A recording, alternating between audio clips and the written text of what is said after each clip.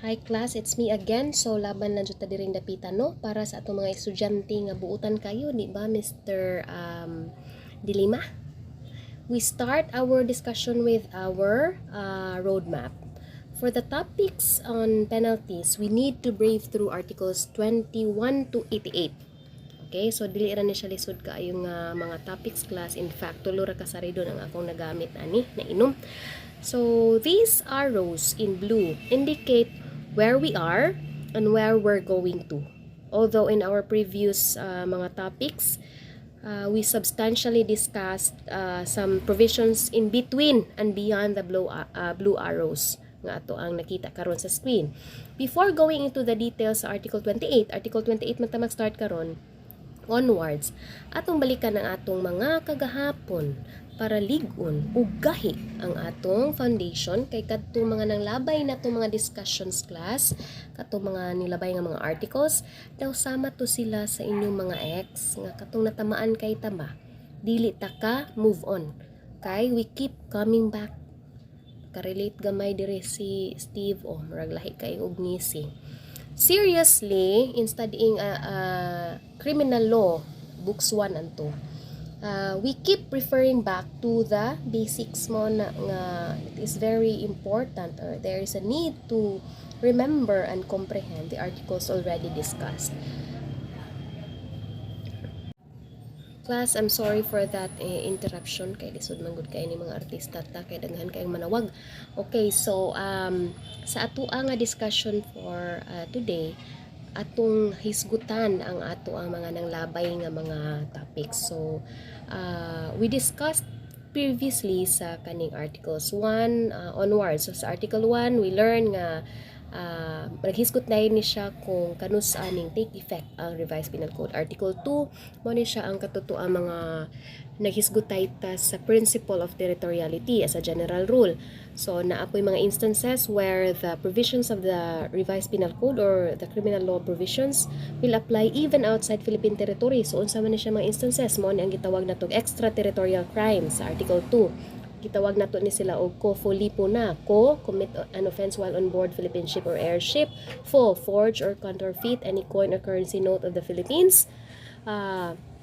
Li, liable for acts connected with introduction into the Philippines, the obligations and securities previously mentioned kanina. O, public officers or employees should commit an offense while being public officers and employees sila, commit an offense in the exercise of their function. So you have to remember Title 7.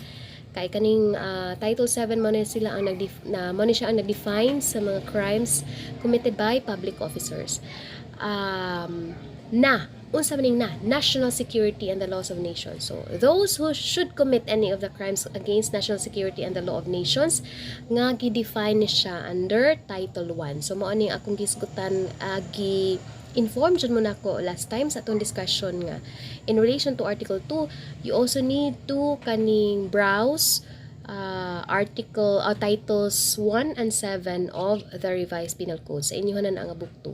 Article 3 defines felony. So kani mga brown portions mo ni sila ang interrelated ni sila. So si Article 3 siya ang define sa felonies. You remember nga sa kaning felonies di ba gi-classify nato siya sa manner of their commission. Naapoy stages of their execution. Unya naapoy classification as to the gravity. So mao ning connected ni silang tulo kay si Article 3 siya ang hatag sa kinds of felonies sa manner of their executions. So we learn about dolo and culpa. We learn sa dolo nga ang elements sa dolo is freedom, intelligence, and criminal intent. Sa culpa, we learn nga na ay freedom, na intelligence, gipulihan ang criminal intent o kaning imprudence, negligence, lack of foresight, and lack of skill. So mo ni siyang kaning FINLFS. Okay, so si Article 6 ngano related man po si Article 6 because si Article 6 siya ang nag-define sa types of felonies as to the stages of their execution. So, naghisgutay tag consummated, frustrated, attempted felonies. Si Article 9, mo ni siya ang naghatag pud sa mga types of felonies as to the gravity. We learned about grave felonies, less grave felonies, and light felonies. Okay, let's proceed. So, si Article 9, you have to remember, class, nga, mo ni siya, mo ni kung gihatag siya sa inyong PLA, inyong assignment, to tabulate the katutuabitang original provisions sa law and the amendatory law because Article 9 has been amended by RA 10958 effective August 29, 2017. So, unsa man day ang karaan nga provision sa kaning revised penal code. Ang light felony class are those infractions of law for the commission of which a penalty of arresto minor or a fine not exceeding 200 pesos or both. Mo na siya ang karaan. However, by virtue of 10951, ang light felonies, gidefine na siya nga infractions of law or the commission of which a penalty of arresto minor or a fine not exceeding 40,000 or both is provided. So you have to remember 40,000 na karon class. Kay Ginoo ko class 1932 pa ento nagigamaan ito revised penal code na pabaday 2 pesos karon or 200 pesos Ginoo ko. So mo nang gi-increase na siya ang kaning penalty. Okay. Sa Article 25 class, mao nang blue po ning Article 25 nga related siya aning Part 2, second part of Article 7 and second part of Article 9. Because si Article 25, siya ang naghisgutay sa classification of penalties. We learned about capital, punishment, afflictive penalties, kahibaw taog correctional penalties ug light penalties. We learn nga si afflictive penalties mo to siya ang kanini ang mga offenses nga punishable by grave siya nga mga felonies. Ang correctional penalties mo to siyang less grave felonies. Ang light penalties mo to ang light felonies. So mo na related siya tungod kay kani si grave, less grave ug si light gidefine man ni siya sa inyong Article 9. Mo na nga pareho na silang mga colors. Okay? So let's go to Article 26. Nga related man sa ang Article 26? Of course, malamang tungod kay na mapoy gitawag og fine. Kaning fine class na po na siya afflictive, correctional, and light. So, unsa man ang giingon sa amendatory law si RA 10951. Si RA 10951 tells us nga afflictive ang penalty if ang fine exceeds 1.2 million. So, mao ni ang bagong balaod ha. Correctional penalty siya if the fine does not exceed 1.2 million but is not less than 40,000. And it is light penalty if the fine is less than 40,000. So that is the new law. So Article 7, why is it also connected? Because Article 7 defines when light felonies are punishable. So kano sa man lang mahimong punishable ang light felonies? Only when consummated. So asa man din mo learn ni ang consummated, frustrated, and attempted.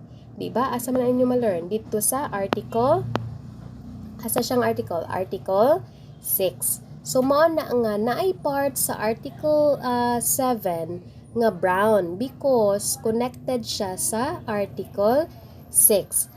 Okay, so let's go to Article 4. So, mo na ni siya ang kanam na magka-complicated ni atong discussion pero mo na siya nagka-complicate pa atong mga colors. But bear with me class, this is my way of making you understand sa ato ang topics para mas lig-on ang ato ang nakatunan. So Article 4 talks about criminal liability. So si Article 4 tells us nga there are two parts, di ba?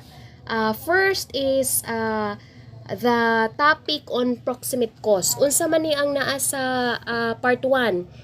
Criminal liability shall be incurred by any person committing a felony although the wrongful act be different from that which he intended. So, proximate cause. Unsa man coverage aning proximate cause na ay tulo. Different ba? Different ang result from that which he intended. So, na ay first, aberratio ictus. Second, error in personae. Third, praeter intentionem. Si aberratio ictus class, related na siya sa Article 48. Mo nang giyelo nako ng first part sa paragraph paragraph 1 sa Article 4, relate that to Article 48. Kanang Article 48 mo na siya si aberratio ictus. Okay? Unsa man ang effect sa aberratio ictus, it becomes complex. Complex crime siya. Na-consider siya as complex crime. Ug tungod ni ana, ang aberratio ictus, ang penalty ana is katong severe, pinaka most serious nga crime, nya i-apply nato ang maximum. Tanawa ang Article 48 sa complex crime. Penalty for the most serious crime applied in its maximum. Si error in personae, mao po na siya si Article 49. So kung naay mistake in identity, si Article 49 applies. Unsa man ang giingon sa Article 49? So si Article 49 niingon nga ang penalty to be imposed upon the principals when the crime committed is different from that he intended. Mistake in identity, ang lower penalty, i-imposed siya in the maximum. Unlike Article 48, sa Article 48, niingon nga ang katong most serious crime in the maximum. Sa Article 49 says nga ang katong dili serious nga kanang kuan, kanini ang penalty, pero i-impose siya sa maximum. Mao na ang mistaken identity or error in personae. Okay, so unsa man po ni ikatulo si praeter intentionem, mao na nga giyelo nato si Article 13 paragraph 3. Ngano man kay si praeter intentionem class, mao ni siya ang katutua bitang the offender had no intention to commit so grave a wrong as that committed. Mao nay praeter intentionem. So unsa may mga effects ani nila tanan. Okay? The effects class are provided right before your nose. Unsa man? Ang effects sa aberratio ictus, most serious crime, i-apply siya in the maximum. Sa error in personae, ang effect niya sa lesser crime, i-apply in the maximum. Si praeter intentionem, ang iyahang effect is mitigating circumstantia under Article 13 paragraph 3. Okay? So, unsa man ang second part sa Article 4? Ang second part sa Article 4 is the pink one. Pink. Kanang paragraph 2. Unsa man to siya? Mao to siya ang impossible crimes. So, unsa man yung impossible crimes? Katong committed by any person performing an act which would be an offense against person or property. Remember that. Why impossible crime nga? Against kuan, chastity. Okay? Walay impossible crime against kuan kanang by public officer. Dili ha. Ang impossible crime is considered ra siya as such kung it is an offense against person or property. Were it not for the inherent impossibility of its accomplishment or on account of the employment of inadequate or ineffectual means. So sa impossible crime class, wala jud na siya wala jud siya ma-consummate ba into a crime. Pero gipunish siya para maghatag og magsilbing aral ba sa kanini ang mga katawhan nga. Bisan pa og na impossible nga wala jud siya makommit, pero the very fact nga imuha nang gi-intend nga imong gi-commit, then you are still liable. Kay nagpakita na sa imuha nga kana evilness nga imuha jud na siyang gi-commit. Okay, so unsa man ang penalty sa article sa impossible crime? You will see that in Article 59. Mabitan nang gipink na sa Article 59 aron nga masayunan mo. So unsa man ang giingon sa Article 59? Siya ang nagsulti about the penalty to be imposed in case of failure to commit the crime because the means employed or the aims sought are impossible. So unsa man di ay ang giingon sa Article 59? Ang impossible crimes against persons or property are punishable by arresto mayor or a fine ranging from 200 to 500 pesos. So mo ni siya class kanini ang dire sa ubos, arresto mayor or a fine ranging from 200 to 500 pesos. So mo na siya ang penalty for impossible crimes. Okay, let's proceed. So, sa Article 5, so nahumanan na to ha, na-connect na to ni sila tanan. Please, don't be lost class kay problema taan ni o kumhay sa laag ta sa laing dalan. Okay, so si Article 5, tanawa na mga puwa. Kinsa man ni mga connected sa Article 5? Si Article 21, 22, and 62. second part of Article 62. Unsa man ang giingon sa Article 5? Niingon si Article 5 nga ang duty kuno, it defines the duty of the court in connection with acts which should be repressed but which are not covered by the law. It also covers katutuang unsa ang duty sa court in cases of excessive penalties. So, two parts ng Article 25 class. Do you remember, naghisgutay ta nga naay mga instances nga nakit-an dyan siya sa korte nga dapat man dyan ibawal ning buhata ba? Wala lang dyan law nga nag-penalize ani. Unya, naapoy second part nga na-penalize na dyan unta siya sa law pero nakit-an po sa court nga excessive raman pud kaayo ang penalty ani oy. So unsa man ngano man related man siya sa 21-22 because of kuan kanang the first part. Unsa man ang sa first part sa Article 5, mao to siya ang katutuang acts which should be repressed but are not covered by the law. So wala pa siya'y balaod. So unsa man ang effect ana? You apply Article 21 which is nullum crimen nulla pena sine lege.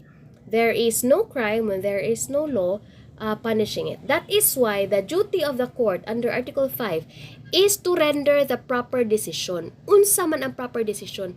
Proper decision is acquittal. Ngano man, there is no law punishing it. Okay?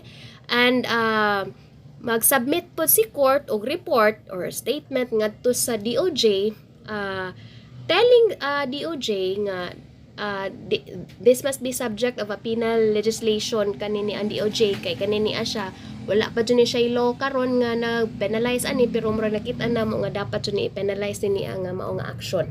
Okay? So sa second part class, mo ni siya ang katong nana dyan law nga himo pero nakita sa korte nga excessive ra kayo ang penalty. So unsa man ang buhaton duty sa court ana? Ang duty sa court is to render kanang the decision, unsa man ang decision, kung unsa ang nakitaan, kung conviction, yes, i-convict siya. Pero maghatag siya og statement adto sa DOJ recommending executive clemency. Unsa man ang executive clemency? Kanang murag inyong i-recommend dito mga pwede ba nga kanini ang pamove na iya sentensya or i-pardon ba siya or whatever. Tungod kay excessive ra jud kaayo ang penalty nga gi-impose anini ang mao nga balaod. Okay. Article 21, mao to siya ang nullum crimen ninyo. Article 22, retroactive effect of penal laws. It is inherently kaning related to the constitutional prohibition against ex post facto law sa Article 22.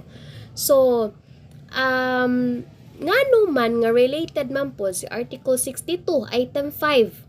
Ani ni ang mga nanglabay nga mga articles, kani mga red ones. Ngano man, tungod kay si Article 22 class, di ba naghisgotay ta last time nga si Article 22 says nga ang criminal law must be prospective, meaning forward. Kanus man lang siya mahimong retroactive. Retroactive siya if it is favorable to the accused who is not a habitual delinquent. Okay, asa man din ninyo makita ng definition sa habitual delinquency? Naana siya sa Article 62, Item 5. Okay?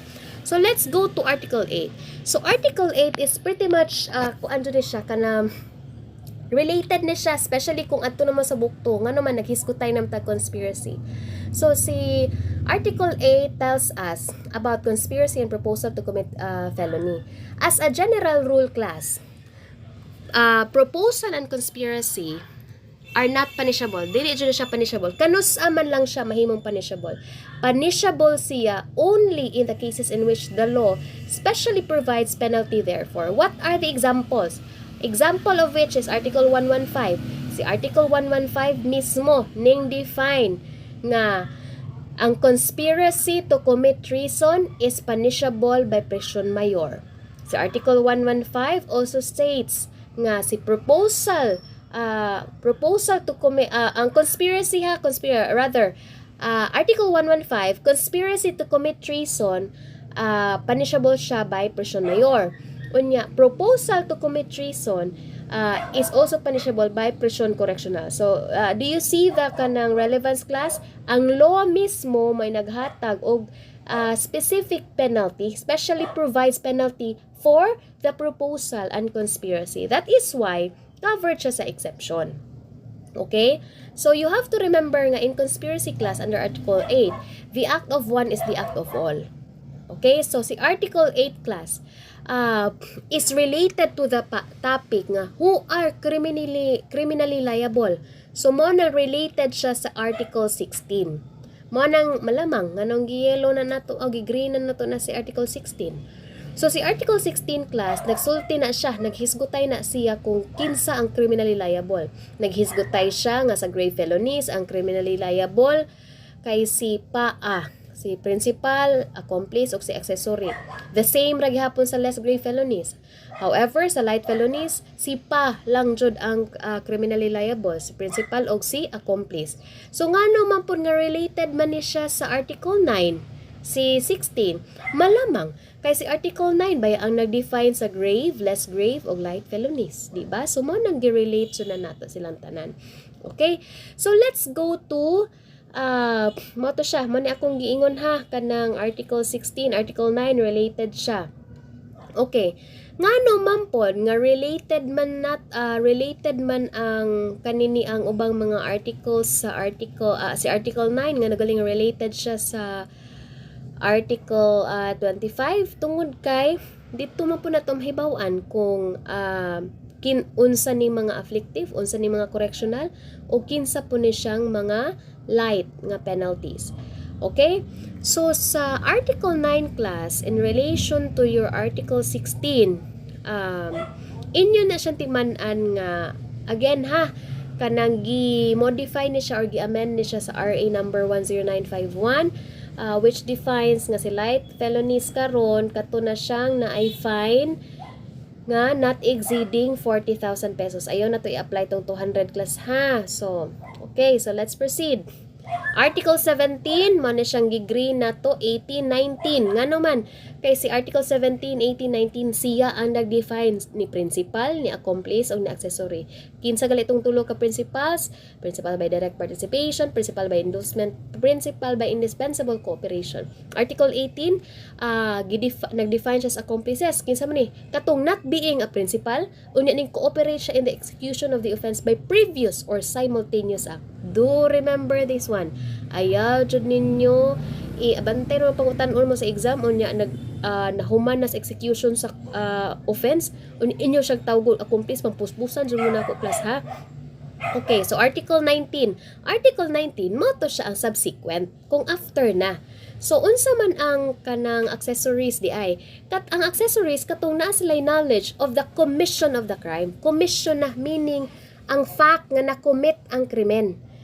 Did not cooperate siya. He did not cooperate either as principal or accomplice. Unya, ang pag-take part niya is subsequent na sa commission sa krimen. Sa tulo ka pamaagi. So, unsa man yung mga tulo ka pamaagi para nga sa usa ka accessory. Number 1 is those who, unsa man tong number 1? Those who assist, take part sila subsequent to the commission of the offense in any of the following manner. Okay? So, number 1, profiting themselves or assisting the offender to profit by the effects of the crime. Number 2, by concealing or destroying the body of the crime or the effects of or instruments thereof in order to prevent discovery. So, unsa man ang ikatulo? Katong ning harbor, ning conceal, or ning assist in the escape of the principal of the crime. Okay, do you have to remember class nga ang kanini ang third type of accessory class naa ni siya duha. Gi-divide ni siya into 2. Katong public officer o katong private individual. Ang public officer class for as long as he acts with abuse of power, abuse of his public functions, any crimes nga gi-commit sa principal, walay limit. Mahimo jud siyang accessory. However, kung private individual ka, limited kaayo ang imuha nga list of crimes nga gi-commit dapat sa principal para ma-consider kang accessory. So, unsa man tong mga crimes? Katong attempt to take the life of the chief executive, katong treason, parricide, murder, maura ni sila. or katong known to be habitually guilty of some other crime. So again ha, kung public officer siya who acts with abuse of public function, accessory sa third part, dili limited ang crimes nga gi-commit sa principal. Pero kung private individual ka, mahimo lang kang accessory kung ning harbor ka, ning conceal ka, or ning assist ka sa escape sa principal who committed treason, parricide, murder, or attempt to take the life of the chief executive, or if the principal is known to be habitually guilty of some other crimes. Okay, so si Article 20 class, related po na siya. Nganong gi-green man na to si Article 20? Because Article 20 talks about the accessories who are exempt from criminal liability. So, kinsa man ni sila? Kato-ato mga gihisgutan. Si sadba, si spouse, ascendants, descendants, brothers or sisters, legitimate, natural and adopted brothers and sisters, and affinity, relatives by affinity within the same degrees. Okay? So, in relation to the principal class, sadba sila. So, mahimo silang exempt from criminal liability. Unsa man ang exception nga dili sila exempt sa criminal liability, meaning liable ra gihapon sila.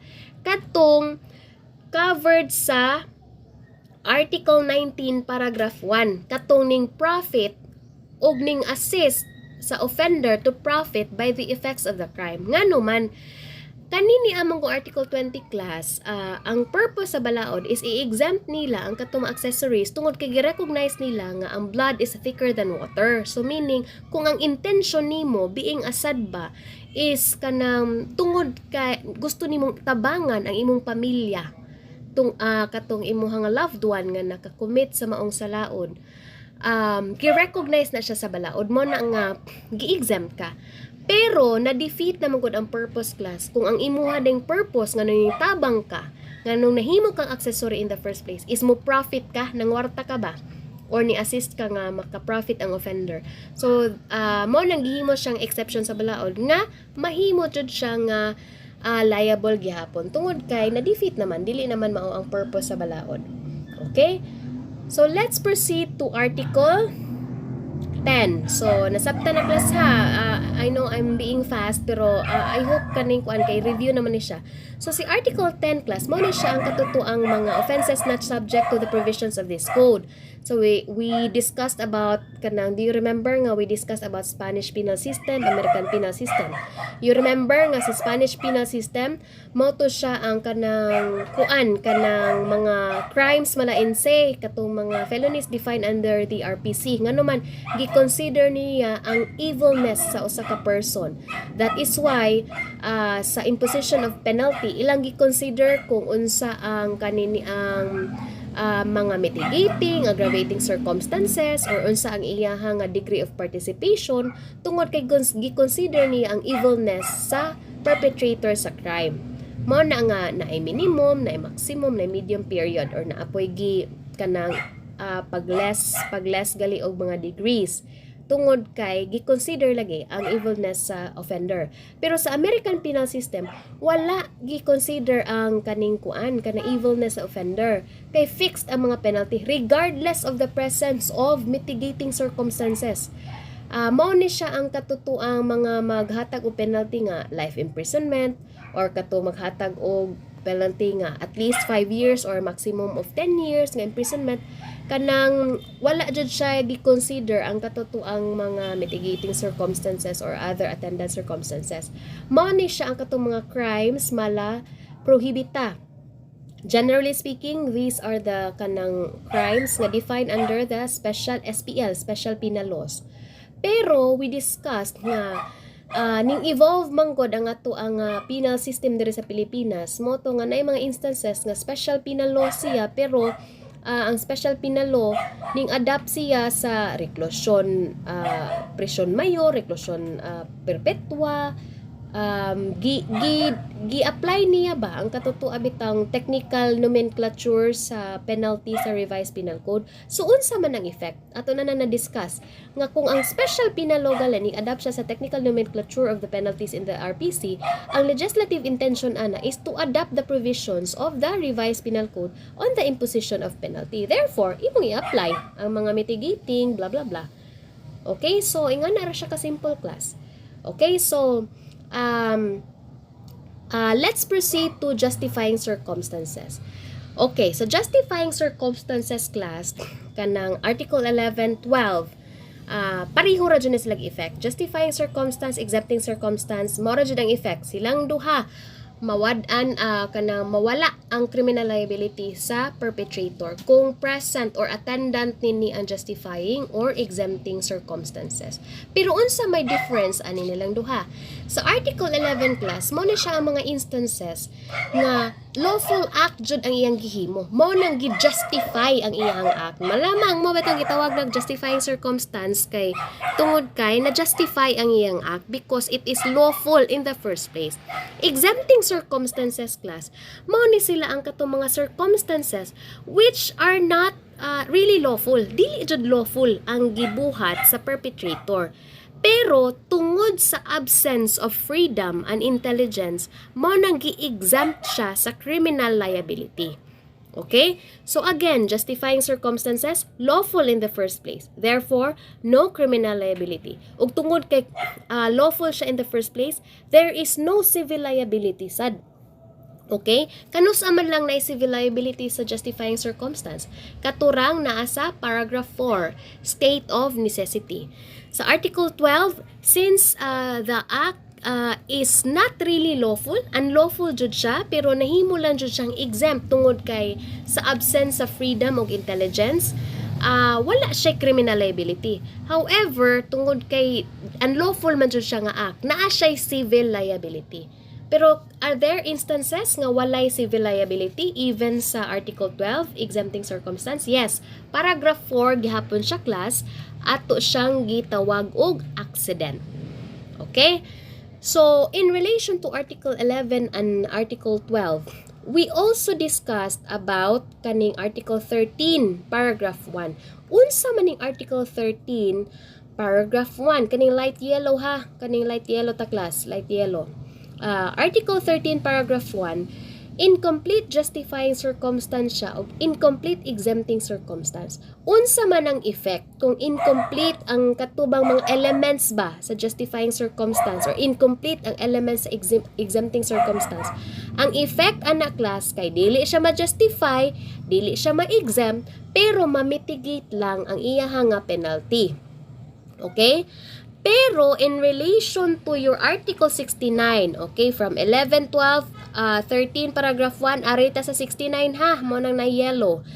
Sa Article 69 class, ning ingon ang balaod nga, ang penalty to be imposed when the crime committed is not wholly excusable. So, incomplete gihapon siya nga justifying circumstance class, incomplete gihapon siya nga exempting circumstance. However, class, majority of the elements or majority of the conditions or requirements per circumstance are present. So, kung majority gali present class, ang effect ana is penalty lower by 1 or 2 degrees. Therefore, it is a privilege mitigating circumstance. Kay privilege mitigating, naghisgutay naman tag lesser by 1 or 2 degrees. Okay? Ordinary mitigating circumstances gali class under Article 13, ang atong gihisgutan kay period, minimum, medium, maximum. Okay? So, ang pag-minus ana sa period lang. So, again, justifying exempting circumstances, exempt ang criminal liability. Kung dili gali kumplito ang kaning elements or dili kumplito ang conditions per circumstance, atong tan-awon kung majority ba na present or dili. Kung majority gali sa mga elements sa usa ka circumstance is present, privilege mitigating siya under Article 69. Pero kung gamay ra gali ang present nga circumstances or requisites, wala siya moabot sa dili siya majority ang mga conditions, you apply you deduct periods ra, mitigating circumstance ra siya under Article 13, meaning imo ra siyang minimum. Okay? So nasabtan nato diri class. Okay, so let's take a break kay nagsigig banha ang among iro diri ahos ang tan-awon kay basig na ay ning ari diri nga mga kuan, mga sikat nga mga tao. So class, nasabtan nato ni class ha ang kanang interrelation ani ni ang mga articles. Please dili intaw jud ni nato hikalimtan class ug ato gyud kining hinumduman. Okay, so let's proceed to Article 68. So unsa man ang giingon sa Article 68? Ngano nga related man pud siya ani ni ang mga kanang light yellow 11, 12, 13, 14, 15, 69, 68, 67, 64, nga naman ni sila mga connected ba ni sila? Tungod si Article 68 manggod class, mo ni siya ang katong penalty to be imposed upon a minor. So unsa gali ni siya? Ato ang gidiskussan sa una. Privilege mitigating circumstance siya. Kung minor gali ang offender, automatic siya. It shall be imposed kanang next lower in degree than that prescribed by law. Remember that. Okay. Article 12, balik na sa Article 12 sa exempting circumstances. You have to relate that to Article 67. Unsa man ang giingon sa Article 67? Penalty to be imposed when not all the requisites of exemption of the fourth circumstance of Article 12 are present. Unsa man ni siyang fourth circumstance sa Article 12? Accident. So, unsa man ni accident? Any person who, while performing a lawful act with due care, causes an injury by mere accident without fault or intention of causing it. So, unsa man ang specific na penalty giingon sa balaod under Article 67? Kung dili kuno tanang requisites sa accident are present. Niingon ang balaod nga grave felony siya, grave felony gali ang nakomit. Ang penalty ana is arresto mayor maximum to prison correctional minimum. Kung less grave felony gali ang gikomit, ang penalty niya is arresto mayor minimum a medium periods. Okay. So next, Article 13. Ato na sa Article 13. Ako na siya ning gidiscuss ninyo class. Ginoo ko. Grabe na laman jud pud og di makasabot class no. Kaya ako class ba makasala jud ko dili lang sa hunahuna sa pulong ug sa buhat sad class. Ako jud mo madukdukan kung dili good mo makakuha sa atong exam sa nagali mga hagbong diri class panglutoson jud mo nako. Kay gulugulong buhay si ma'am sa paggamaan ni. I hope ato dyan yung seryosohon atong kuan na kay laban-laban ta ani kay ganahan mata mga inhimong pulis ani class. Okay, so sa mitigating circumstance class, we learn about ordinary mitigating circumstances, privilege mitigating circumstances, and special mitigating circumstances. Okay, unsa gali itong ordinary mitigating? Katong pwede ma-offset. Unsa ra man ang iyang pwede nga i-lower by period ra siya. Okay? Mahimo siyang minimum. Okay? Ang privilege mitigating circumstance, always remember, dili na siya ma-offset class. Degree na siya. Kung present gali niya siyang privilege mitigating circumstance like minority or katutuang incomplete exempting circumstance or incomplete justifying circumstances, unya majority of the elements are present, privilege mitigating siya by degree ang iyahang kuan, ang iyahang pag-minus. Unsa man puning special mitigating circumstances? Ang special mitigating circumstances class are found in Article 64, Paragraph 5. Unsa man din ni Article 64, Paragraph 5? Maning light yellow na ko siya. Nga naman, kay connected siya. Ang Article 64, Paragraph 5 defines divisible penalties. Katong nag-contain siya og 3 periods. Unsa man ang giingon ani? Paragraph 5 of Article 64 tells us nga kung there are 2 or more ordinary mitigating circumstances, unya 0 aggravating circumstances are present, the court shall impose a penalty next lower to that prescribed by law, meaning lower by 1 degree. So, while ordinary mitigating circumstances ang present, pero daghan sila, unya 0 ang aggravating, ang effect ana under Article 64 is i-lower siya by 1 degree. Unya unsa man ang kanang effect niya, lower by 1 degree, meaning dili siya ordinary mitigating circumstance, special mitigating circumstance siya. Okay? So, let's go to aggravating circumstances under Article 14. Okay, unsa man ang naa sa Article 14? Nag-define ta sa generic aggravating circumstance, specific aggravating circumstance, qualifying aggravating circumstance, inherent aggravating circumstances, special aggravating circumstances.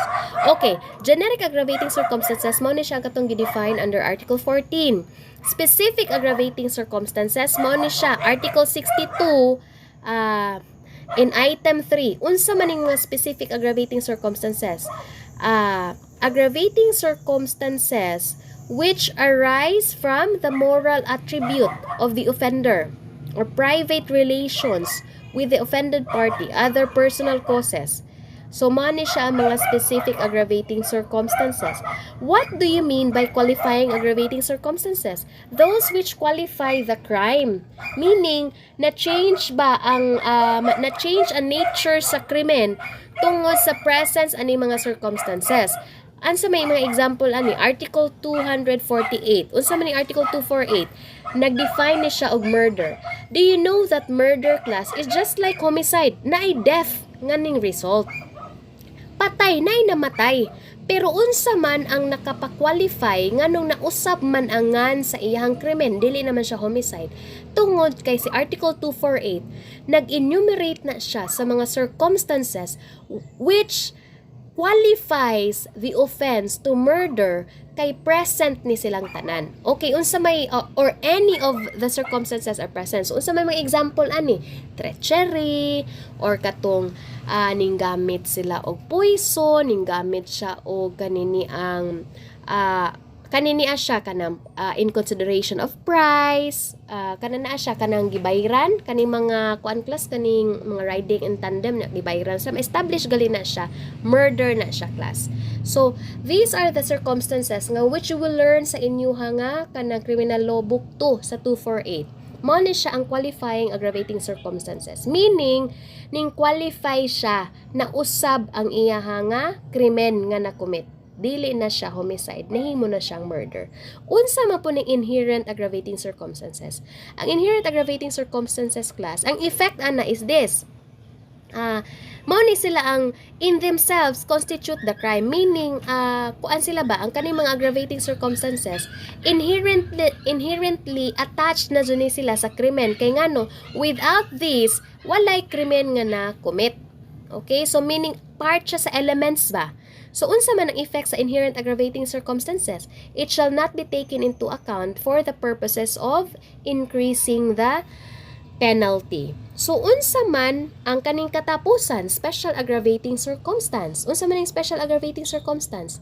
Mao ni sila ang katong kuan siya, gidefine na jud siya sa balaod nga aggravating circumstance which would kaning kuan ba which has the effect of increasing the penalty to maximum period without regard or walay consideration sa presence sa mitigating circumstances. So unsa may mga example aning mga special aggravating circumstances? It is provided in item 1, Article 62. Unsa man? Advantage was taken by the offender of his public position. Kung mag-take advantage gali ka sa imuhang public nga posisyon, kuan na ni siya special aggravating circumstance na siya class, dili na siya kanang pwede nga ma-offset og mitigating circumstances. So bisan pa kay ang giingon sa balaod dire, the penalty to be imposed shall be in its maximum regardless of MCs or mitigating circumstances. So walay offsetting nga mahitabo. Unsa may ikaduha? Offense committed by any person who belongs to an organized, syndicated crime group. So, ato na ning gidiscuss sa una. So, mao na siya ang kanang special aggravating circumstance. Kanang walay regard na siya, wala na siya ikalabutan kung naay present sa mitigating circumstances, maximum jud ang i-penalize, i-impose ana sa balaod. Okay. Let's go to kaning kuan, kaning Article 62 nga paragraph 2. Kaning giread bitaw nako.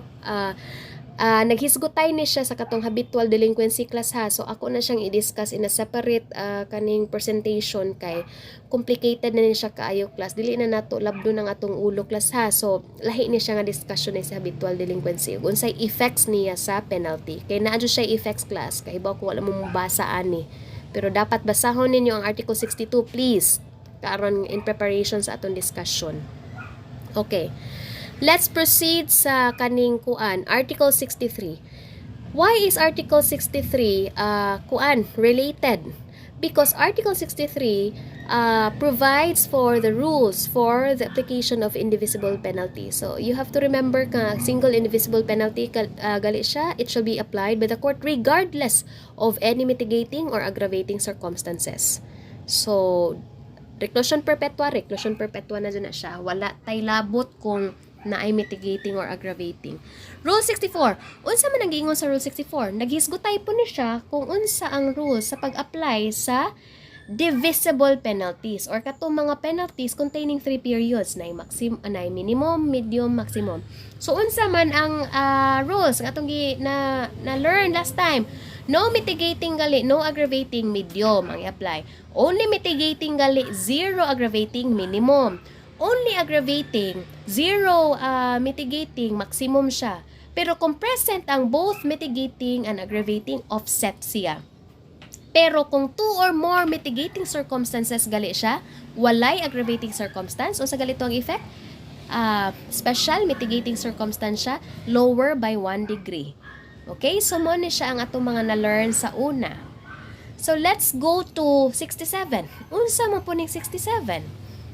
It talks about penalties to be imposed when not all the requisites of exemption of the fourth circumstance of Article 12 be present. Na-discuss na nila ito ganina.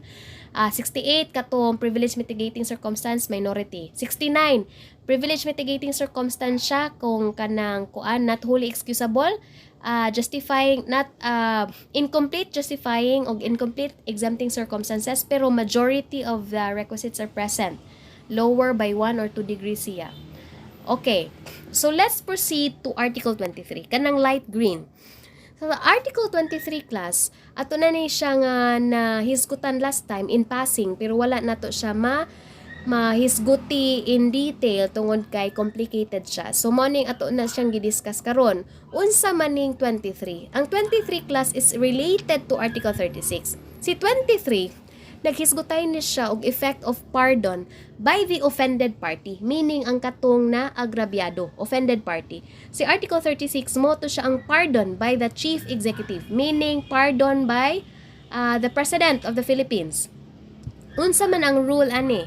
So sa Article 23, POP or pardon of the offended party does not extinguish criminal action. So, nagpabilin, kung bisan pagipasaylo ka sa imuhang nasadan, dili ma-extinguish or dili ma-terminate ang criminal action. Moneti man eh. So, kanusa man lang siya ma-extinguish. Ang exception na sa rule is that criminal action is extinguished under the instances articulated or enumerated under Article 344. So, unsa man yung 344, we will learn this later. Pero ang civil liability, bisan pag na-extinguish ang criminal action, in regard to the interest of the injured party, is extinguished only siya kung na-express waiver by the offended party. Unsa man na po ang 36? Sa Article 36, niingon siya nga kung a general rule is kung na-pardon by the chief executive, it shall not work as the restoration of the right to hold public office, meaning dili ka necessarily nga makagunit balik o kanini ang posisyon sa gobyerno, or dili pud automatic nga ma-restore ang imong right of suffrage. Unsa man yung right of suffrage? Kana ba kaning kuan ba? Right nga moboto. So, unsa man ang exception anay nga ma-restore ang imuhang right to hold to public office, unya right to of suffrage. Ma-restore lang siya kung expressly restored siya sa presidente sa Pilipinas. Okay? So, let's go to the kaning kuan, to Article 344. Kani akong giyalo. ngano man di ay ni si Article 344. Kanis 344 class makita na ninyo sa inyong book 2. But you need to learn this one today para makahibaw mo kanus ma-extinguish ang criminal liability if there is pardon by the offended party katong ato ang nasad-an. So unsa man ang mga gi-define aning 344? Si 344 tells us about the prosecution of the crimes of adultery, concubinage, seduction, abduction, rape, and acts of lasciviousness. Sa crimes of adultery and concubinage class, it shall not be prosecuted. Dili na siya pwede nga mapasakahan og kaso except upon complaint by the offended spouse. Kaning adultery man good class, kanang mao na siya ang kanang sala sa usa ka asawa, minyo ba kanang legally married nga kanang babae, unya nakighilawa siya sa man, not his husband. Okay? So unsam po niyang concubinage? Ang concubinage class is kanay pong na sala, in opposite, sala nga gibuhat sa minyo nga lalaki. In a scandalous manner, ilang gibuhat na with a woman, not his wife. Okay? So, unsa man ang effect, unsa man ang requirement sa balaod para makapasaka ka og kaso sa adultery o concubinage. Niingon ang balaod nga dili jud na ma-prosecute ng duha kung dili siya upon the complaint by the offended spouse. So specific kaayo siya, dili pwede nga maka-file ang in-law nimo. Dili kinsa man ang maka-file ra offended spouse. Unsa man ang second nga requirement? The offended party also, kang atong offended spouse, dili po siya cannot institute criminal prosecution without including both the guilty parties. So kung mag-file gali kag kaso, kung ikaw ang offended spouse, ang first requirement complaint by the offended spouse. Second requirement, you must include in the institution of criminal prosecution, imong i-include ang guilty, duha ka guilty parties. Kinsa man ang katong kabit og ang imuha nga kaning bana or asawa, if they are both alive. Okay? Or in any case, if he shall have consented or pardoned the offenders. So, ang third requirement ana class sa adultery and concubinage, dili ka dili ka pwede ma-prosecute nini ang maong nga krimen kung dili upon the complaint of the offended spouse. Second, dapat i-include sa offended spouse in the prosecution sa criminal offense ang both guilty parties. Dapat silang duha kung alive ni sila. Ang third nga requirement, dapat wala nimo gi-consent ang ilahang pagbuhat sa maong butang o wala kaning pardon sa offenders, meaning wala nimo ni pasaylo. Nagpakita gali ka nga imong gi-consente nang gibuhat sa imong asawa or sa imong bana or imuha nang gi-pardon na sila duha, dili na ka pwedeng maka-prosecute o criminal dili ka maka-mount o criminal case of adultery or concubinage against them. Okay? Muna sa ang first part. Sa second part, kaning sa blue nga portion, naghisgot tayo sa offenses of seduction, abduction, rape, and acts of lasciviousness. Ang giingon sa balaod, it shall not be prosecuted except upon the complaint filed by the offended party. So, naay option offended party or her parents, grandparents, or guardian.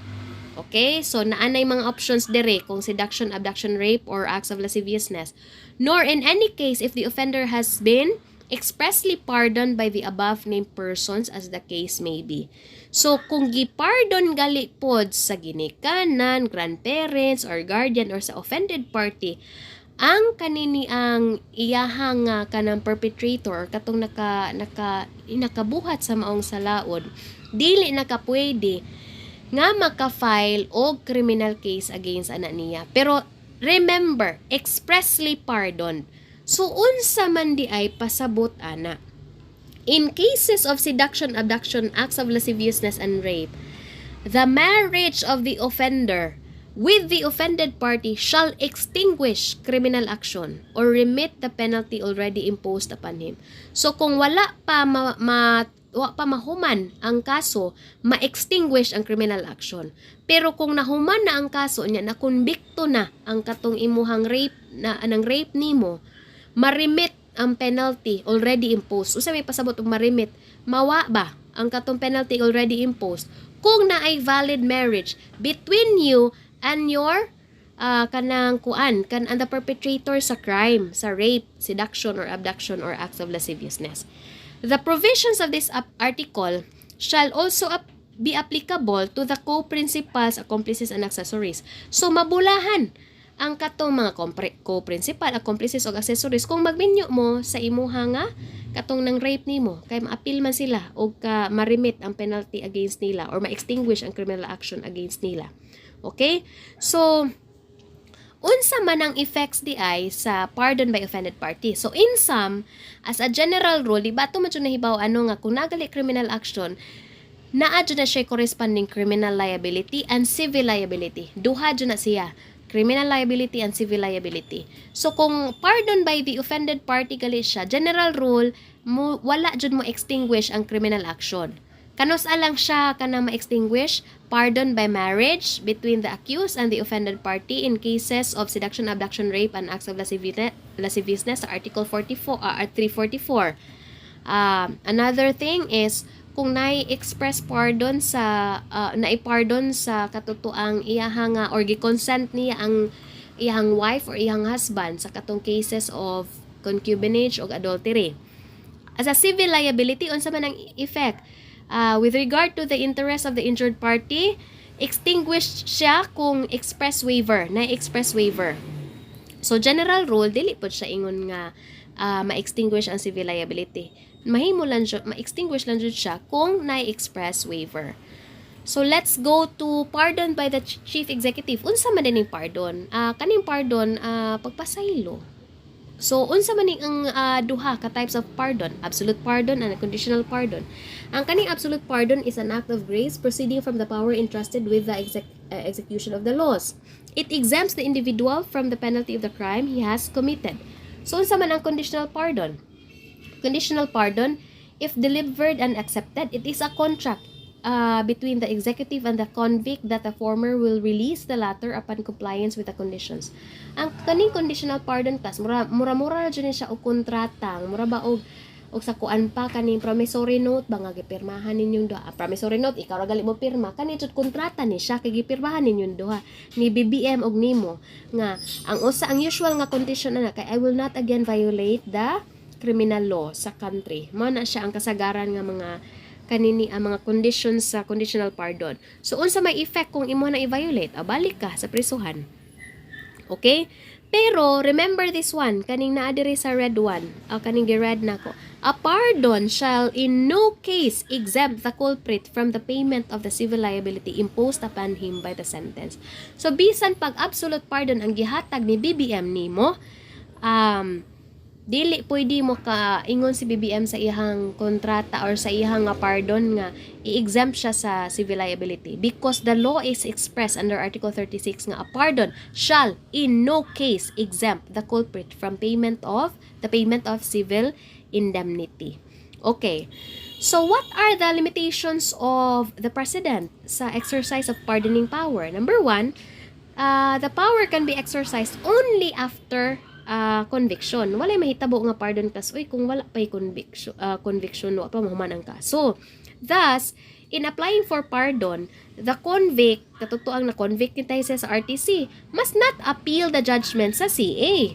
Para mo qualify siya sa pardon, dapat iya dyan na ipa-final ang iya nga decision nga convicted siya because it is only after conviction that the power of pardoning power of the president can be exercised.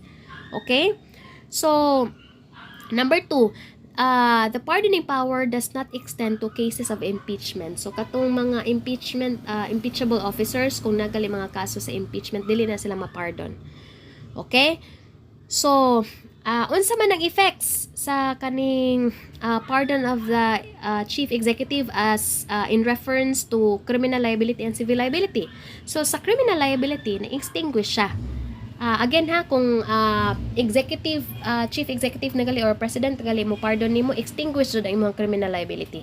Pero ang effect ana is it shall not restore bisag na-extinguish ang imong criminal liability. Dili ma-restore ang right to public office nimo or right to suffrage. Kanus man lang siya ma-restore kung expressly restored siya sa term sa pardon. Okay?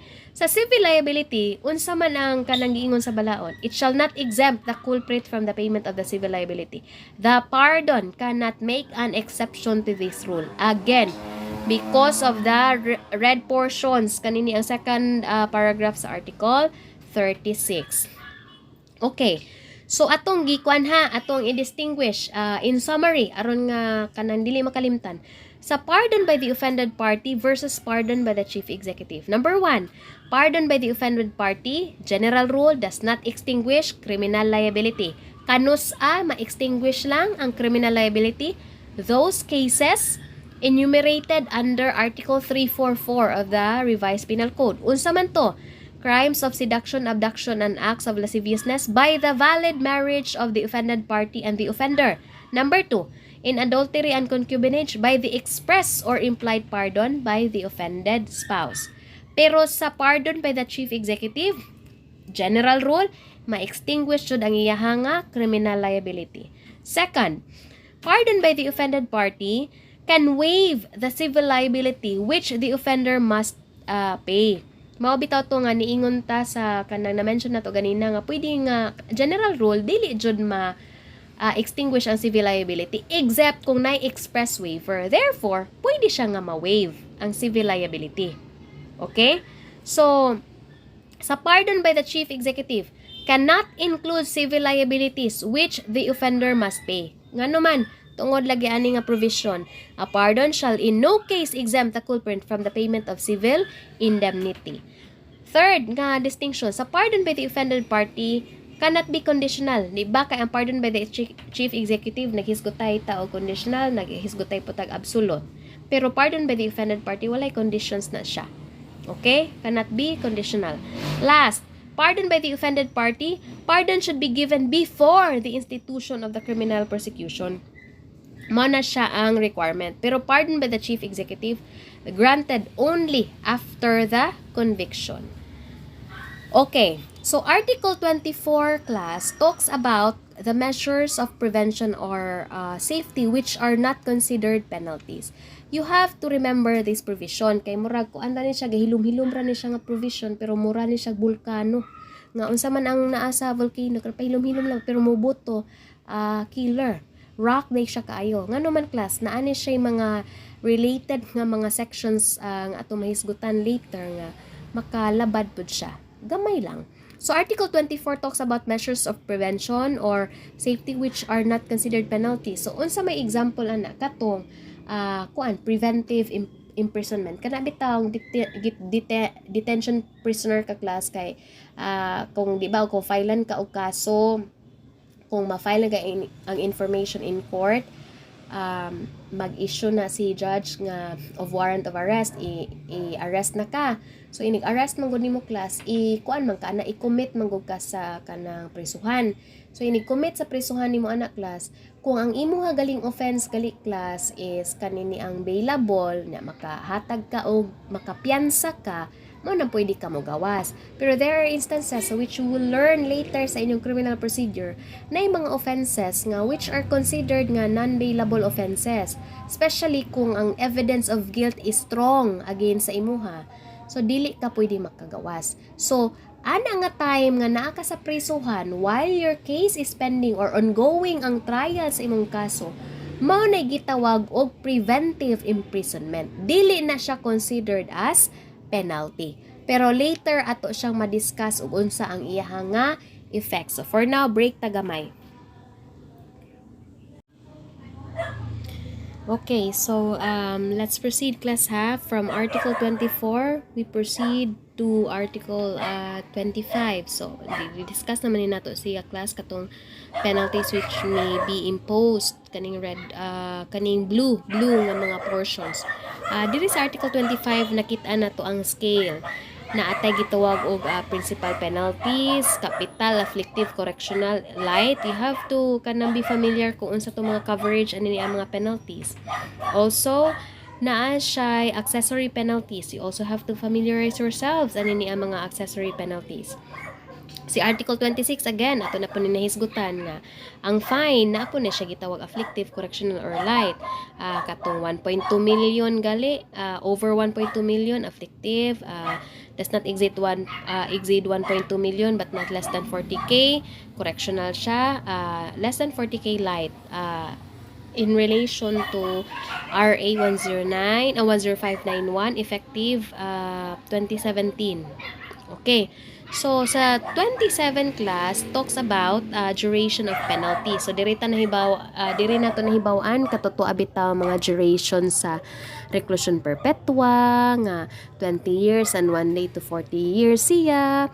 Reclusion temporal kay mao to siya ang katong 12 years and 1 day to 20 years. Mo ni sila ang kananaa sa Article 27 na sa inyong note. So you have to familiarize yourselves unsa pod ang mga period ani mga penalties kay importante ni siya. Okay? So let's go to article mo na ni siya ang akong gi-mention ganina nga regarding Article 24 nga mura siya volcanic eruption. So nanata sa eruption nga period class. So, si Article 24, naghisgotay ni siya sa kato mga measures nga dili siya considered as penalty, di ba? Example na to ana is katutua nga kanini ang preventive imprisonment, katuto ang detention prisoner ka while your case is ongoing or nagsige pa og trial. So kana siya dili na siya considered as penalty. However, Article 28 tells us about the computation of penalties. So unsa man ang mo na siyang related ni si Article 24 or 28 kaning sky blue nato class 24, 28, 29. Related pud siya aning ubang sky blue nga si 97, 98, 99 o si 94. Mga related ni sila nga mga articles. Okay? You have to remember, take note class nga si Article 29, Article 94, 97, 98, and 99. These articles have been amended by RA 10592. 92 ni siya class ha, RA 10592. Kato akong gihatag sa inyo ha, sa inyong PLA nga compare na ko ang katong old provisions of sa new provisions. Mo ni siya RA 10592 which was approved in May 29, 2013. So why are they related? So let's go to the interplay. Sure lang, may interplay pag nalalaman. Interplay of Articles 24, 28, 29, 94, 97, and 99 of the Revised Penal Code as amended by RA 10592. So again, Article 24 class, naghisgutay man ta di ba? O katong dili considered as penalty ang katong temporary detention or preventive imprisonment. So Article 28 naghisgutay pud siya og computation of penalties. Unsa man ang giingon sa Article 28? Si Article 28 mo come into play ni siya class kung naanay conviction. Kay ngano naghisgot na matag service of his sentence, meaning kung wala gali conviction tang gihisgutan, ang preventive imprisonment remains nga dili penalty. Okay? Pero kung nagali conviction nga nahitabo class, katuto ang preventive imprisonment class, ato na siyang i-take into account, atong i-credit in the service of the penalty sa katong convicted nga prisoner. So unsa man ang pasabot ana? If the offender shall be in prison, according to Article 28 the period of preventive imprisonment shall be credited in the service of his sentence. Mao na siya ang part 1 sa Article 28. Ang part 2 sa Article 28 tells us nga if the offender be not in prison, meaning mo ni siya mga instances class nga katuto bitaw na aresto siya pagkahuman pa og ko-unserve sa iha sa warrant of arrest, na preso siya dito sa kanang prisuhan, pagkahuman pa nakapiyansa siya, na pagkapiyansa di ba pagawason man ka. So katong nga mga instances nga nakagawas ka, mo ni siya ang covered aning second part sa Article 28. If the offender be not in prison, so the term of the duration of the penalty consisting of deprivation of liberty shall be computed from the day the offender is placed at the disposal of the judicial authorities for the enforcement of penalty. So kung wala siya mapriso class, kay wala siya ma-detain, kay nakapiyansa siya, so wala tay gihisgutan nga preventive imprisonment nga i-credit sa iyahang service sa sentence. So ang computation pud sa iyang penalty, mag-start siya kung kanos apod siya na-commit jud sa prisuhan. Sa enforcement, nakuha siya sa kanini ang placed siya sa disposal sa judicial authorities for the enforcement of the penalty. So, Article 28 class tells us nga the service of sentence of one person begins only sa day the judgment of conviction becomes final.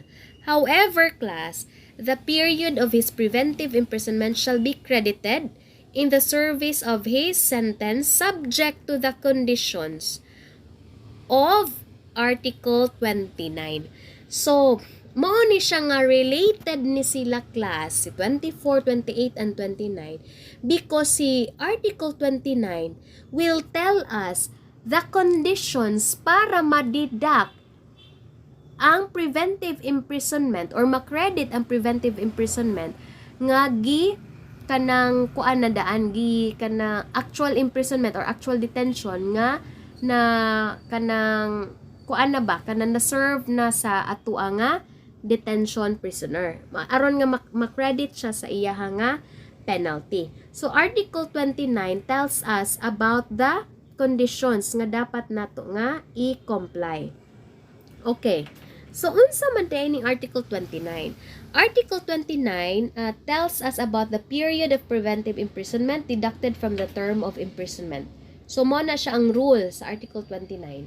I-deduct ko na siya sa term of imprisonment. Katong preventive imprisonment, i-deduct siya sa katong service na. So, unsa man ang nahitabuan ni Article 29? Originally, si Article 29, aning blue nga kanang column kanini nga portion kani nga diri nga portion class mo ni siya ang original provision. Ang kaning nasa red portion mo ni siya ang katong mga mandatory provisions by virtue of RA 10592 kana approved in kana 29 May 2013. So unsa man ang giingon sa kan amendment? Offenders or accused who have undergone preventive imprisonment shall be credited in the service of their sentence consisting of deprivation of liberty with the full time during which they have undergone preventive imprisonment if the detention prisoner agrees voluntarily in writing after being informed of the effects thereof and with the assistance of counsel to abide by the same disciplinary rules imposed upon convicted prisoners except in the following cases. Okay. So sa first part sa Article 29, naghisgutay siya kung unsa ang i-credit, unsa ang kanini abang extent sa i-credit period nga i-credit sa iyahang sentence. So, naghisgutay ta og full time, meaning kung ang iyahang kaso nagdagan o niya napriso siya, wala siya kapiyansa niya, nagdagan iyang kaso ning dagan na og 3 years. Kanang 3 years nga nahimo siyang detention prisoner or iyang preventive imprisonment, i-credit na siya if in case ma-convict manggali siya sa krimen nga gipasaka against sa iyaha, kanang iyang term nga naa siya sa prisuhan, i-credit na siya. Therefore, ang katong inig-credit ana, inigbanggaan na, katong mga remaining na lang nga mga years, mo na lang i-serve niya. Okay? So, unsa man ang requirement para i-credit ang full-time? Kaning red portion class, mo ni siya ang amendatory kanang gi-introduce ani nga bag-o nga balaod. Sa una, walay requirement nga kaning after being informed of the effects thereof and assistance sa counsel, wala ni siya. Pero karon naana ni siya nga provision. Unsa man di ay ang kanini ang relevance nganong gibutang man ni nga provision. Kaning being informed manggod and being assisted of a counsel, importante maguni siya class tungod kay ang pagpirma manggod sa detention prisoner ani in writing, dapat makasabot siya ang effect sa iyang pagpirma Muabide siya sa rules sa disciplinary rules imposed upon convicted prisoners. Unsa man dining convicted prisoners class? Ang convicted prisoners class mao ni siya ang katutuang nakuha na jud humana ang kaso na decide na jud siya nga nakasala siya, na siya'y sala, convicted na siya.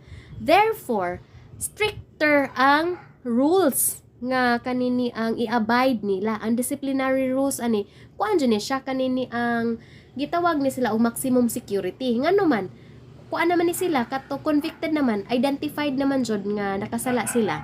Naa manggupoy mga pinireso din ha class nga dili pa convicted, meaning detention prisoners pa sila or naghuwat pa sila sa ilahang nga sentensya. So katutua sila nga mga detention prisoners class dili ingon ana pud ka stricto ang mga disciplinary rules nila. So ang requirement sa Article 29 para i-credit ka sa full time sa imuha nga pag kuan din na actual detention being kanang detention prisoner or sa imuhang actual nga preventive imprisonment para i-credit na siya full time, dapat mo sign ka o kaning detainees manifestation nga i-abide nimo or mo follow ka sa rules imposed upon convicted prisoners, katutuang mga prisoners nga konbiktado na, meaning stricter rules siya. Okay? So unsa man pud ang effect kung kuan kanang dili kintahay ka mo pirma at tutuang detainees manifestation nga kaning mo abide ka sa rules, sa stricter rules for convicted prisoners. Ang effect ana is you should sign kuan gihapon kanang detainees waiver in writing gihapon na siya with the assistance gihapon sa lawyer, i-explain gihapon na sa imuha ang effect nga you waive the kanang benefit of full kaning credit. Ngano man ang imuha manggod nga pag ang effect manggod sa pag-waive nimo sa full credit class, meaning ang impose nimo nga rule is ang katong rule sa detention prisoner nga lesser nga dili kayo stricto kay dili pa man siya para sa convicted prisoners. So sa may effect ana, instead nga full credit ang ihatag sa imuha, so ibutang natog 5 years ka sa as detention prisoner or preventive imprisonment nimo is 5 years.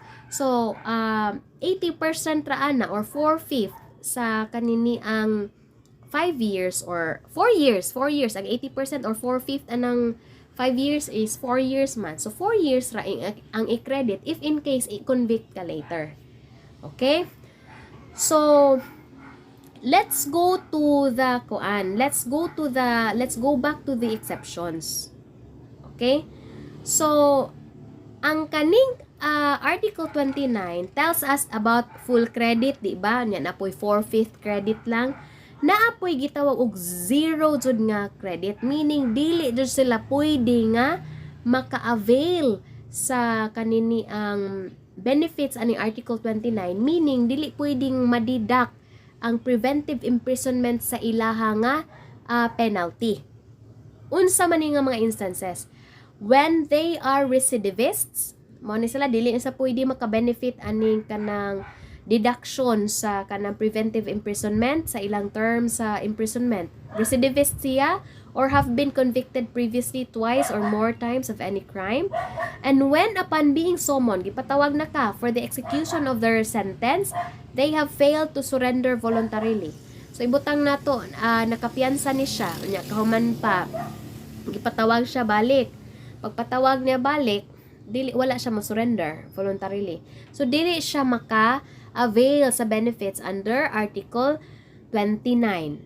So let's go to kanini ang kuan katong mga credit, di ba? Kay mag-credit man ta sa preventive imprisonment, no? So sa pag-credit sa preventive imprisonment class, kung reclusion perpetua gali ang penalty sa krimen. For example, parricide under Article 246. Parricide is kanini ang punishable by reclusion perpetua. Unsa man ang period sa reclusion perpetua under your Article 27? Under your Article 27, ang reclusion perpetua is 20 years and 1 day to 40 years, di ba? Pero for the purpose of computation of credit sa preventive imprisonment, ang reklusyon perpetua, ang highest imposable or possible maximum imprisonment nga i-consider sa balaod is 30 years. 30 years. Ana din ha i-deduct ang imuha nga preventive imprisonment. All other penalties, katuto ang mga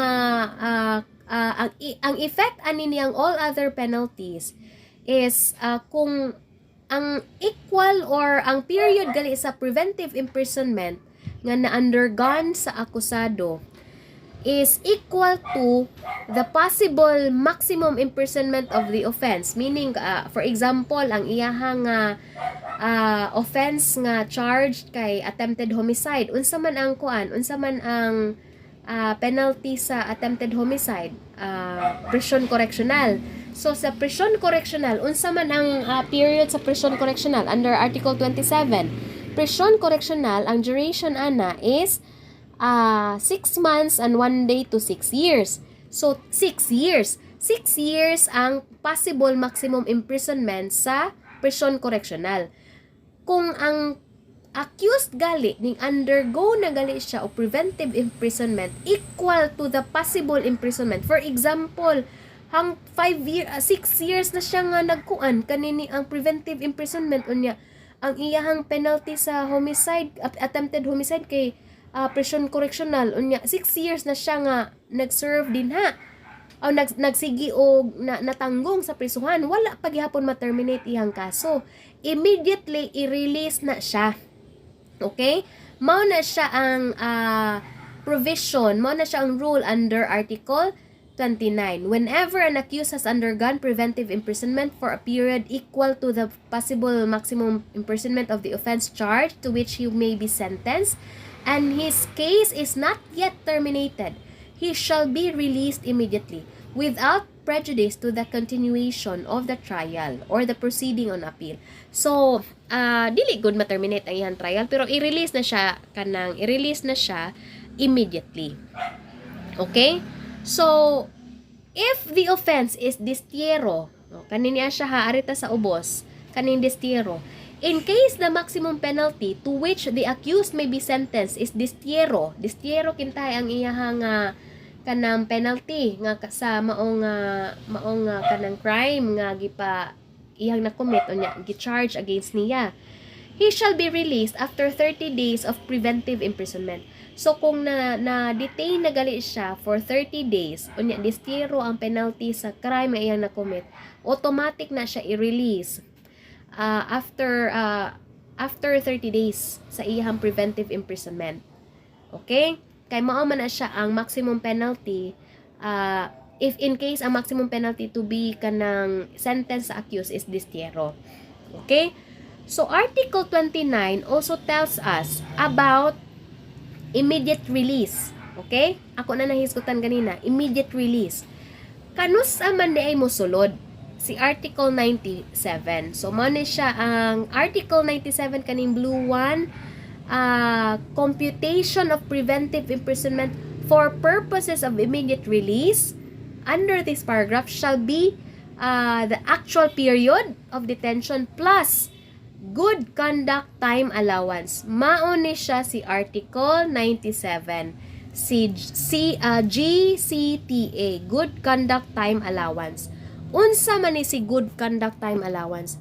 Murara ni siya o mga rewards class ba sa kung ning behave bitaw ka accordingly imuhang exemplary imong behavior while na preso ka. So naay mga periods nga gi-provide ang balaod nga within first 2 years sa imprisonment, mao ni i-credit nimo per month nga nag-behave ka. So i-credit na sa imuha nga service, meaning i-add siya sa actual nimo nga preventive imprisonment. Therefore, mugamay na ang remaining balance nimo nga dapat nimo i-serve. Mao na siya ang effect sa Article 97, which we will discuss further later. So, si Article 97, for the purpose of kaning immediate release class, kani bitawng recidivists, habitual delinquents, escapees, and persons charged with heinous crimes, These are persons who are kanini ang excluded from the benefit of immediate release. So, ato na siya masabtan later. Okay. Article 29. Recap ta ha. Kaya aron nga kanang dili maglibog. So, Article 29 talks about period of preventive imprisonment, which may be deducted from the term of imprisonment sa kanang kuan, sa nga gi-impose sa convicted nga convicted nga individual. Okay. Article 29 as amended, si accused who has undergone preventive imprisonment shall be credited either full or 4/5 of the term in the service of his sentence consisting of deprivation of liberty, provided he is not disqualified. So balik ta, kinsa galito ang disqualified? Who are disqualified? Disqualified siya, disqualified ni sila sa benefit sa kanang deduction of preventive imprisonment kani nga mga ato ang enumerate. Number 1, recidivist, have been convicted previously twice or more of more times of any crime. So mao ni siya ang katong reiterator, habitual delinquent, quasi-recidivist. Ato na i-discuss later. Number 2, those who fail to surrender voluntarily upon being summoned for the execution of sentence. Mao ni sila ha, ang katong mga tao nga dili jud maka-benefit sa katong deduction sa preventive imprisonment. Remember that. Lahi po ni sila class. Kani si recidivist, habitual delinquents, escapees, and persons charged with heinous crimes. Mao ni sila ang katong mga persons nga dili maka-benefit sa immediate release. Lahi ni siya sa katong akong na-enumerate ganina. Kay kani sila dili dyan sila ma-qualify, dili dyan sila maka-benefit sa deduction sa preventive imprisonment. Okay? So, how much time is credited? The next question that you have to ask yourself, pila man dayon yung i-credit sa kanang Article 29? Sa Article 29, naghisgutay tag full, 4/5, o 0 credit at all. So, sa full, again, katong detention prisoner nga ning execute og detainees manifestation. Unsa ning DM, dili na siya direct message ha. DM, detainees manifestation. It is a written declaration of a detained prisoner with the assistance of a counsel stating his willingness to abide by the same disciplinary rules imposed upon the convicted prisoner for the purpose of availing the full credit of the period of his preventive imprisonment. Okay, manifestation na niya nga willing siya nga moabide sa rules sa convicted prisoners. 4/5, kanus alang gani mahimo siyang 4/5 if wala jud siya mosugot, wala siya mo manifest nga moabide siya sa stricter rules sa detention sa kanang convicted prisoners. So, if the detention prisoner executes a detainee's waiver or sa DW, ang effect ana dili full credit ang imuha nga kanang angkon or ma-benefit. 4/5 lang or 80% lang sa imuhang period of preventive imprisonment. Unsa man ni si DW? DW is a written declaration of a detained person with the assistance of counsel stating his refusal to abide by the same disciplinary rules imposed upon a prisoner convicted by final judgment. In sum, by refusing to be subjected to the same rules of discipline for convicted prisoner, which is stricter than those for detention prisoners, he is waiving the benefit of a full credit for the period of his preventive imprisonment. So, kanus man po nga no credit at all. Okay, no credit at all, kadtong atong hisgutan ganina, recidivist siya or has been previously convicted twice or more times of any crime, meaning katong reiterator, quasi-recidivist, habitual delinquent, dili jud ma-credit, dili walay i-deduct, walay preventive imprisonment to speak of nga i-credit. No credit at all. Or if the accused has failed to surrender voluntarily before a court of law upon being summoned for the execution of his sentence. But you need to remember, class, that if the offender is a child, under Section 41 of RA 9344 or the Juvenile Justice Welfare Act or JJWA, full credit for a child in conflict with the law or CACL must be applied. Article 29 class does not apply for crediting the period of preventive imprisonment kung child atong gihisgutan. Under Section 41, mo ni siyang i-apply nga balaod ha. The full time spent in actual commitment and detention of juvenile delinquent shall be credited in the service of his judgment. So, regardless kung unsa siya nga type nga offender, for as long as child siya, full credit jud ang ihatag sa iya. Okay, so let's go to the no credit. Kinsa tong mga no credit? Mao ni sila. Recidivist, reiterator, habitual delinquent o quasi-recidivist. So asa man na makit-an nimo ng article ning recidivism? Adto ni sa Article 14 paragraph 9. Reiteration, habituality, anani siya sa Article 14 paragraph 10. Habitual delinquency, nani siya sa Article 62 item 5. You know this article already. Quasi-recidivism is found in Article 160 of the Revised Penal Code. O diba? Grabe ibang level na dyan inyong nakatunan class. Di na dyan ko musugot class o di mo mamasar sa board exam kung kaning kuan kay bongga na dyan inyong discussion. Okay, let's go to recidivists. Unsa man yung recidivists? A recidivist class is one who at the time of his trial for one crime shall have been previously convicted by final judgment na for another crime embraced in the same title of this code. So for example, embraced in the same title, mo na siya nga importante nga inig-adto na ninyo sa inyong criminal law book 2, dapat kahibaw mo unsa to mga crimes embraced in Title 1, Title 2, Title 3 onwards. Kay aron makahibaw mo kung recidivist ba siya or dili. So unsa may pasabot ang recidivism? Kung ikaw kuno at the time sa imong trial, kaning present crime nga imong gi-commit, time sa imong trial, previously, nanay previous ka nga conviction sa usa ka crime embraced in the same title sa imuhang present crime nga gi-commit. Meaning, ang present crime nga imong gi-commit, nga na pending pa ang trial, o katong crime nga na-convict na ka, is embraced in the same title. So, unsa may examples ani? Article 20, for example, ang present crime nga na ay nagpending pa ang trial nimo is for the crime of direct bribery, which is embraced in Title 7 of the Revised Penal Code. Unya, previously, na-convict na ka by final judgment of Article of malversation of public funds or properties under Article 217. 217 is also embraced under Title 7 of the Revised Penal Code. So, kung ingon gali mong sitwasyon, then you are a recidivist. Kung recidivist gali ka, dili ka makadawat og credit sa imuhang actual preventive imprisonment. Dili na ma-deduct or ma-credit sa imuhang service later on. Okay? Unsa man ning reiteration? Reiterator. Unsa may pasabot o reiterator? The offender has been previously punished for an offense to which the law attaches an equal or greater penalty, or for 2 or more crimes to which the law attaches a lighter penalty.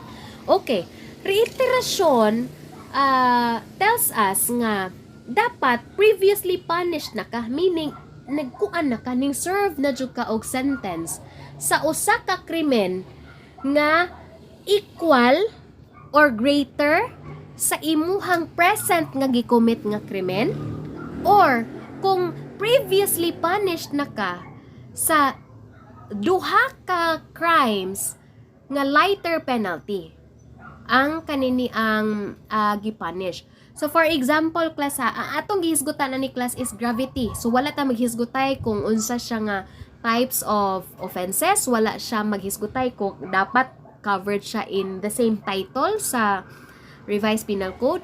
Ang iyara yung gihisgutan nga ang imuhang present crime nga gicommit is must be equal or greater ang penalty sa previous nga krimen nga na-convict ka. Na-convicted ka o na penalized na ka. Or ang present crime nimo ang present crime nimo is kanang lighter siya ang 2 or more crimes to which you were kanini ang previously punished kay lighter penalty siya, pero at least 2 crimes siya ang imuhang na commit. Nga ikumparar sa imuhang present crime nga kanang kanang nagpending pa ang imuha nga hearing. Okay? So, mao na siya ang habituality or reiteration. The offender has been previously punished for an offense to which the law attaches equal or greater penalty. So, usa ra ka offense na punish na ka og equal sa present nga crime nimo or greater siya sa present crime nga imong na-commit. Pero kung lighter penalty gali nga lighter penalty gali ang gi-impose sa krimen nga imuhang giserve na sa una, dapat at least 2 or more crimes ang imuha nga kanang gi-previously punished ka. Kung lighter penalty gali as compared to the present crime nga imong gi-commit. Mao na siya ang reiterasyon. Habitual delinquency, you already kanang understand this katong dapat inyo siyang timan-an nga at least tulo jud ni siya ka instances. Okay? So ang first instance the same crimes ra jud ni specific kayo ning mga crimes nga iyahang na-commit kanirang serious physical injuries, robbery, theft, estafa or falsification. Naara ani nag-revolve ang tanan iyahang mga kaso. So sa first niya nga kanang commission within 10 years sa iyang last conviction or sa release naka-commit na po kag the same crimes unya within 10 years gihapon ana sa from your second crime naka-commit na po kag naaaning mga grupo ani mga krimena, mo na siya gitawag kag habitual delinquent. Quasi-recidivism. Unsa man ning quasi-recidivism under Article 160? Quasi-recidivism class is a special aggravating circumstance. Kato atong gihisgutan ganina. Unsa man ning special aggravating circumstance? He shall be punished by the maximum period of the penalty prescribed by law for the new felony. So, mo na siya ang effect sa quasi-recidivism. So, after having, kung ang person gali, after having been convicted by final judgment, shall commit a new felony before beginning to serve or while serving sa iyahang kaning katong previously convicted, wala pa gali siya ka-serve or while nag-serve siya, nag-commit siya new felony. Mao na siya ang quasi-recidivism. So, unsa ang effect, ana?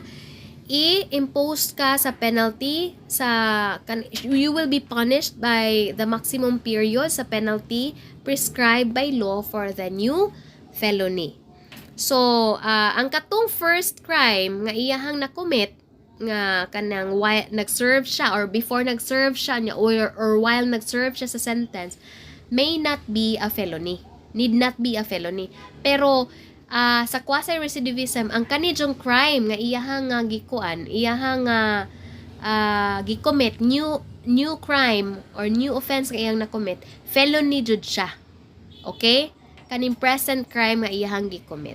Okay? So, kanini silang tanan nga mga animals, si recidivist, reiterator, habitual delinquent, and quasi-recidivist, dili ni sila maka-benefit sa credit. No credit ni sila sa preventive imprisonment nga actually nga ila actual period or actual kanang time of preventive imprisonment. Okay. So, we already know about how much time is credited. Kahibaw na ta sa full, 4/5, 0 credit. Kahibaw na punta nga sa kung si CICL, regardless kung unsa siya ka-type nga offender. Section 41 of RA 9344 may mo apply full credit to ni siya.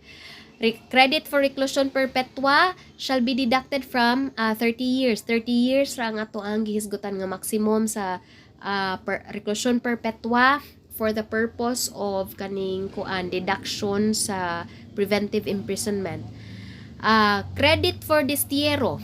Okay, sa destierro di ba naghisgutay ta ganina nga kung ang maximum imposable penalty is destierro gali siya, ang person kung ang iyahang preventive imprisonment kani abot na siya og 30 days, after that dapat i-release na jud siya immediately. Okay? I-immediately release na jud siya kung distyero ang iyahang maximum imposable penalty. So, unsa man dining distyero? Ang distyero class is banishment or only a prohibition. Distyero is not imprisonment. Distyero is only to banish you. Kanabang dili ka pwede mo duol atro ka dito sa layo kay baho kag ilok. Okay? So, banishment or a prohibition from residing within the radius which shall not be more than 250 and not less than 25 kilometers from the place designated.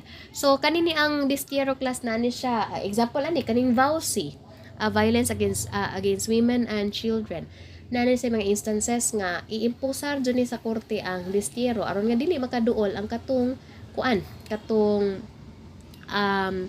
abuser, katong husband nga ning abuse, or katong nag-abuse sa iyahang wife or sa iyang lover, or sa child, dili siya pwede makaduol kung naani ng distyero nga penalty. Okay? So, according to People versus Bastasa, which was promulgated sometime in 1979, the Supreme Court said nga, although distyero does not constitute imprisonment, it is nonetheless a deprivation of liberty. Hence, Article 29 is applicable. So, meaning, bisan pag walay priso nga gihisgutan ang kanini ang distyero, pero si Article 29 talking about preventive imprisonment, pwede gihapon natong i-apply ang rule nga deduction, meaning sa period nga gihatagan siya og penalty sa period kita, for example 5 years ka nga di ka pwedeng makaduol within aning specific nga kanang radius, pila ka kilometers, aning designated nga place. Kung 5 ka katuig nga dili ka pwede makaduol while wala ka mapriso, kanang 5 years nimo, gi-consider na siya nga deprivation of your liberty. So, kanang 5 years, pwede na siya nga ma-compute or ma-deduct as preventive imprisonment under Article 29. Okay?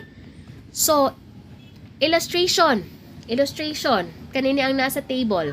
Illustration, di ba ang duration sa distyero under Article 27 is, ang maximum dyan niya is 6 years. So, 6 months and 1 day to 6 years. Mao na siya ang period sa distyero. Okay? So, ang preventive imprisonment sa accused is 30 days na.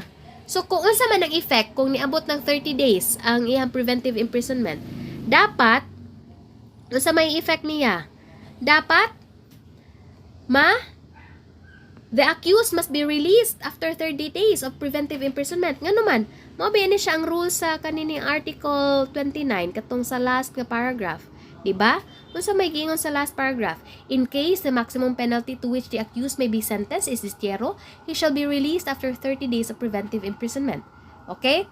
So, kung ang iyang preventive imprisonment is niabot ng 30 days, dapat i-release na dyan na siya immediately. So, what if convicted siya? So, na-release naman siya preventively, na-release naman siya after 30 days, no? Pero wala man siya pasabot nga stop ang iyang trial, mag-continue na gihapon iyang trial. What if after trial, na-consider jud siya nga convicted? Ibutang nato, na-convict jud siya. Unya, gi-sentence jud siya to suffer distyero. Unya, ang gi-impose sa korte nga kanang punishment, si court man magbuot ani kung pila ang i-impose nga period. So, what if maximum period jud nga 6 years ang iya nga i-impose? Unsa man ang effect ana in relation to katotoang deduction sa preventive imprisonment? Ang effect ana class, ang balance which the convict will still have to serve is 5 years and 11 months. Ngano man? Kay 6 years man ang penalty, di ba? 6 years ang penalty. Unya 30 days mandatory naman dyan na siya class nga kaning mo kuan siya. Maximum naman dyan na siya nga kanang preventive imprisonment kung distyero. So 30 days mao na dyan na siya ang maximum nga pwede ka nga i-preventively detain. So kay na naman kay preventive imprisonment nga 30 days, i-deduct na siya sa katong gi-sentence sa court nimo nga 6 years. So 6 years minus 30 days, pila man ang balance nga i-serve na lang niya? 5 years and 11 months. So, sa remaining balance niya nga 5 years and 11 months, mao na ni siya ang remaining period nga dili siya pwedeng moduol sa designated period, designated radius. Kay diskiro man ang iyang nga penalty. Okay? Nasabtan. I hope nasabtan kay wa may mga karapatan nga di kasabot kay kuana ni siya kanang gi-simplify na jud nato siya. Okay. So, let's go to the rule on immediate release. Okay? Naghiskutay na batag immediate release, no? So, if these are the rules for immediate release. If the period of preventive imprisonment is equal to the possible maximum imprisonment of the offense charge, the detention prisoner or CDP shall be released immediately without prejudice to the continuation of the case. For the purpose of immediate release upon serving the possible maximum imprisonment, the period of preventive imprisonment shall include good conduct time allowance or GCTA. So, mo ni siyang musulod na sa picture si Article 97. Ang pasabot ra jud ani niya class, kung ikaw gali kanini ang, for example class ha, ang detention prisoner, ang iyaha nga kaso nga gipasaka sa iyaha is attempted homicide. Ang attempted homicide class under the law is punishable by prison correctional. Si prison correctional class under Article 27, mo ni siya ang period 6 months and 1 day to 6 years. To 6 years. So meaning ang maximum niya, possible maximum niya sa nga penalty is 6 years. Okay? Sa attempted homicide or prison correctional. So what if na priso jud siya, na siya preventive imprisonment kay wala man siya wala siya maka-bail, wala siya makapiyansa. So nagpuyo jud siya preventive imprisonment sa prisuhan for 5 years. So na siya 5 years nga actual nga preventive nga detention. So kanang actual nga preventive detention class, punan pa jud na siya sa iyahang ma-earn under Article 97 nga good conduct time allowance para ang total ana mao siya ibangga sa penalty nga i-impose sa court sa iyaha if ma-convict manggali siya. So unsa may effect ana class? What if ang iyang preventive imprisonment is 5 years for example ha? Unya what if naka-earn siya o good conduct time allowance nga 1 year? So kung imo siyang i-total 5 years unya plus 1 year na nga good conduct time allowance, pila naman ang total? Di ba na total na siya 6 years? So mo na siya ang giingon sa balaod nga if the period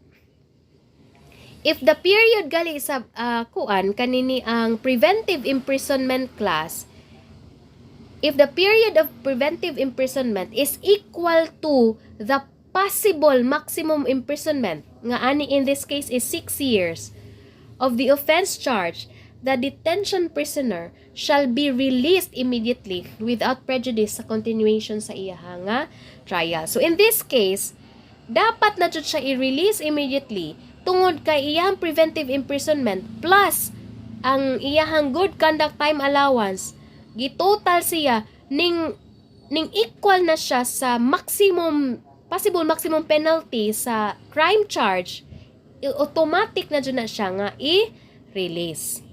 Okay? So, mao na siya class ang meaning aning deduction sa preventive imprisonment plus katong good conduct time allowance. Okay. However, class, you have to remember nga the following are not entitled to the benefit of the rule on immediate release. So, bisan pa og na siya good conduct time allowance or naa siya kanini ang preventive imprisonment in the first place, kani silang tanan class nga na-enumerate dire, kani si recidivist, habitual delinquent, escapee, person charged with heinous crimes, dili dyan sila pwede nga ma-release.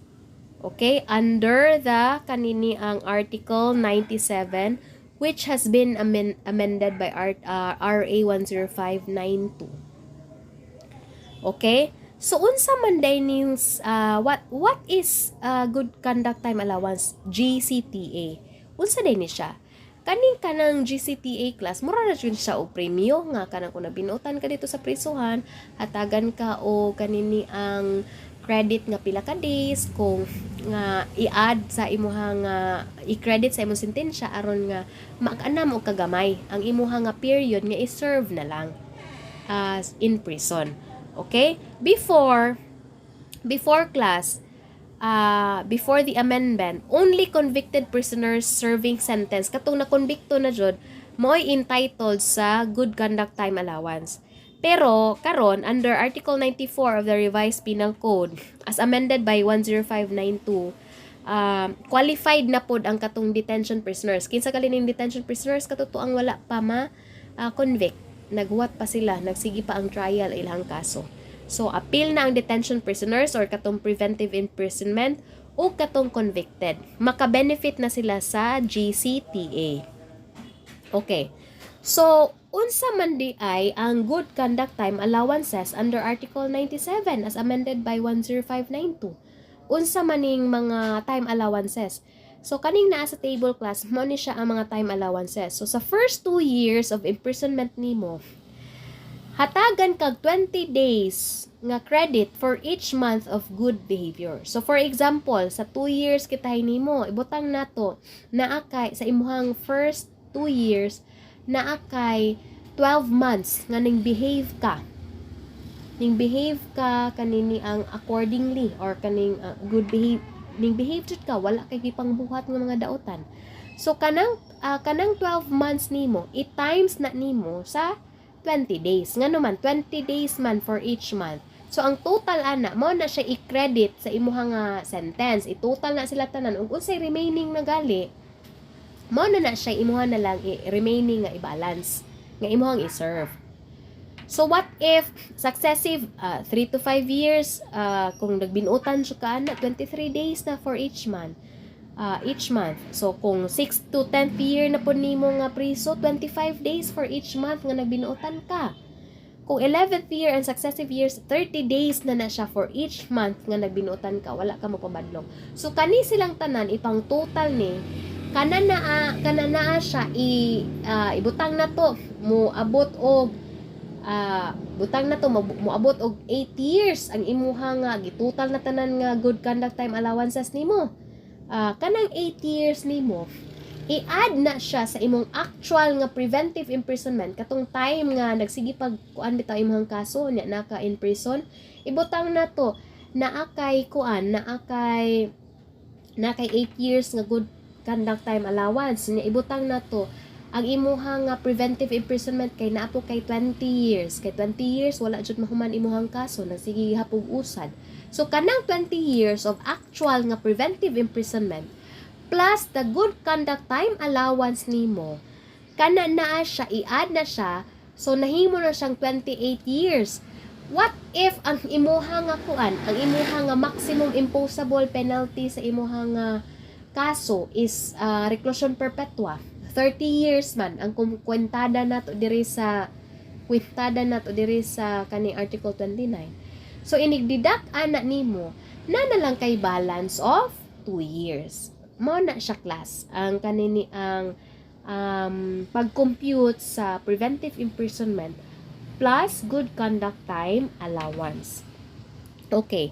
You have to remember, class, nga an appeal by the accused shall not deprive him of entitlement to the above allowances. So, bisan pag ning-file kag appeal, ikaw nga akusado, ning-file ka og appeal, wala na pasabot nga kanang imong gi-waive ang imuhang imuhang kanang benefit sa good conduct time allowances. Pwede ra gyapon ka maka-benefit ana. So, to recap, class, sa Article 24 gali class, preventive imprisonment, naghisgutay ta nga dili jud siya penalty. Kana mo apply lang jud siya kung walay conviction to speak of. Dili jud siya ma-consider nga penalty. However, kung nagali conviction, class, katong imong preventive imprisonment shall be part of the computation of the penalty under Article 28, 29, and your 97. So, i-credit tong imong preventive imprisonment plus hatagan pa jud ka og good conduct time allowance.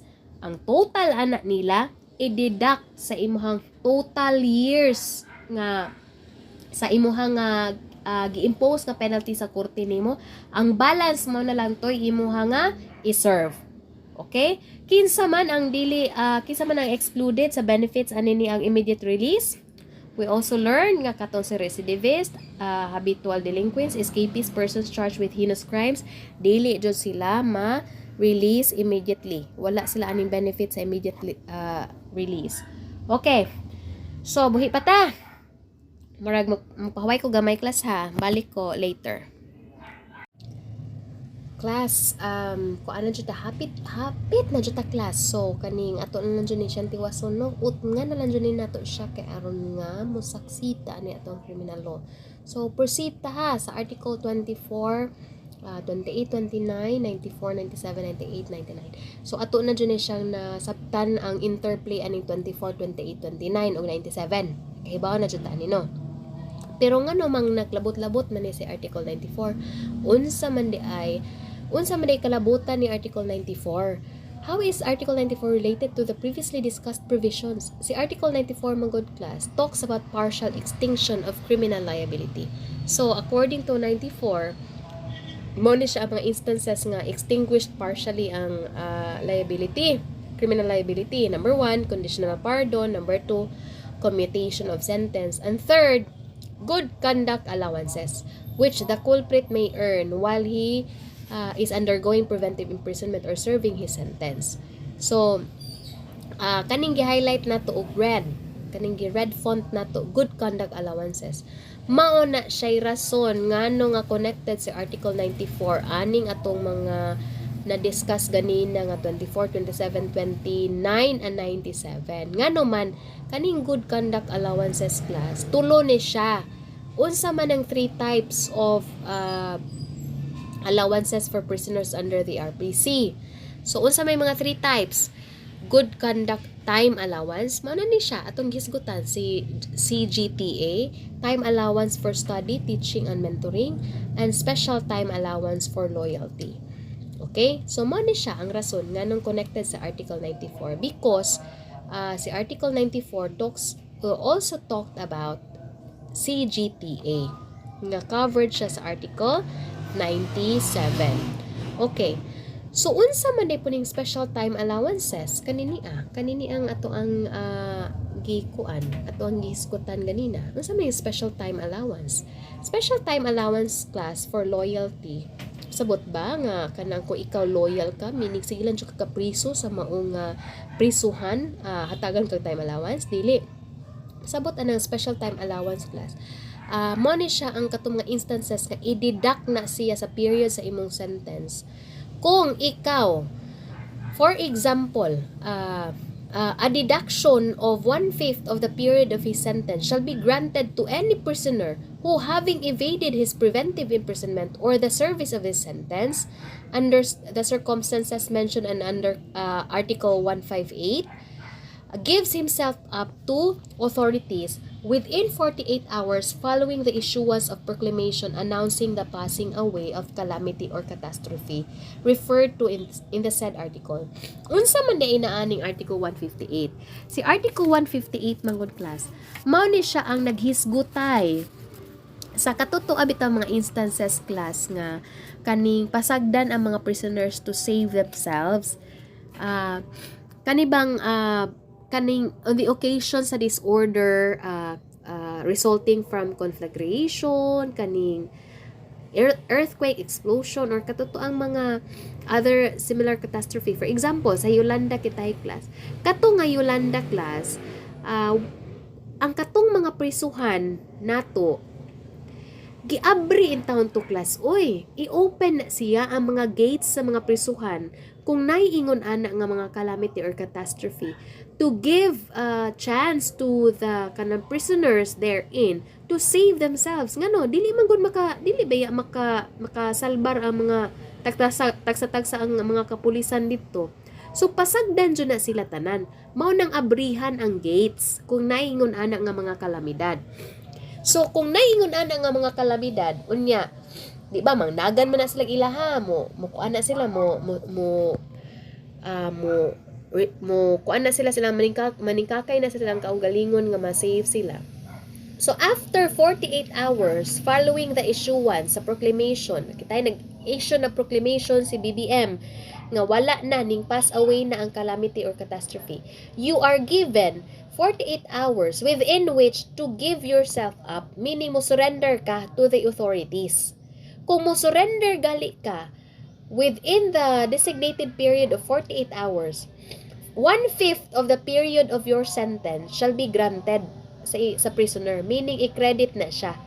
So kanang 1/5 ibutang na to kanang pila na lang ka years kintahay nahabilin nimo, 20 years na lang ka kintahay nahabilin sa 20 years kintahay ang penalty sa imuhang krimen.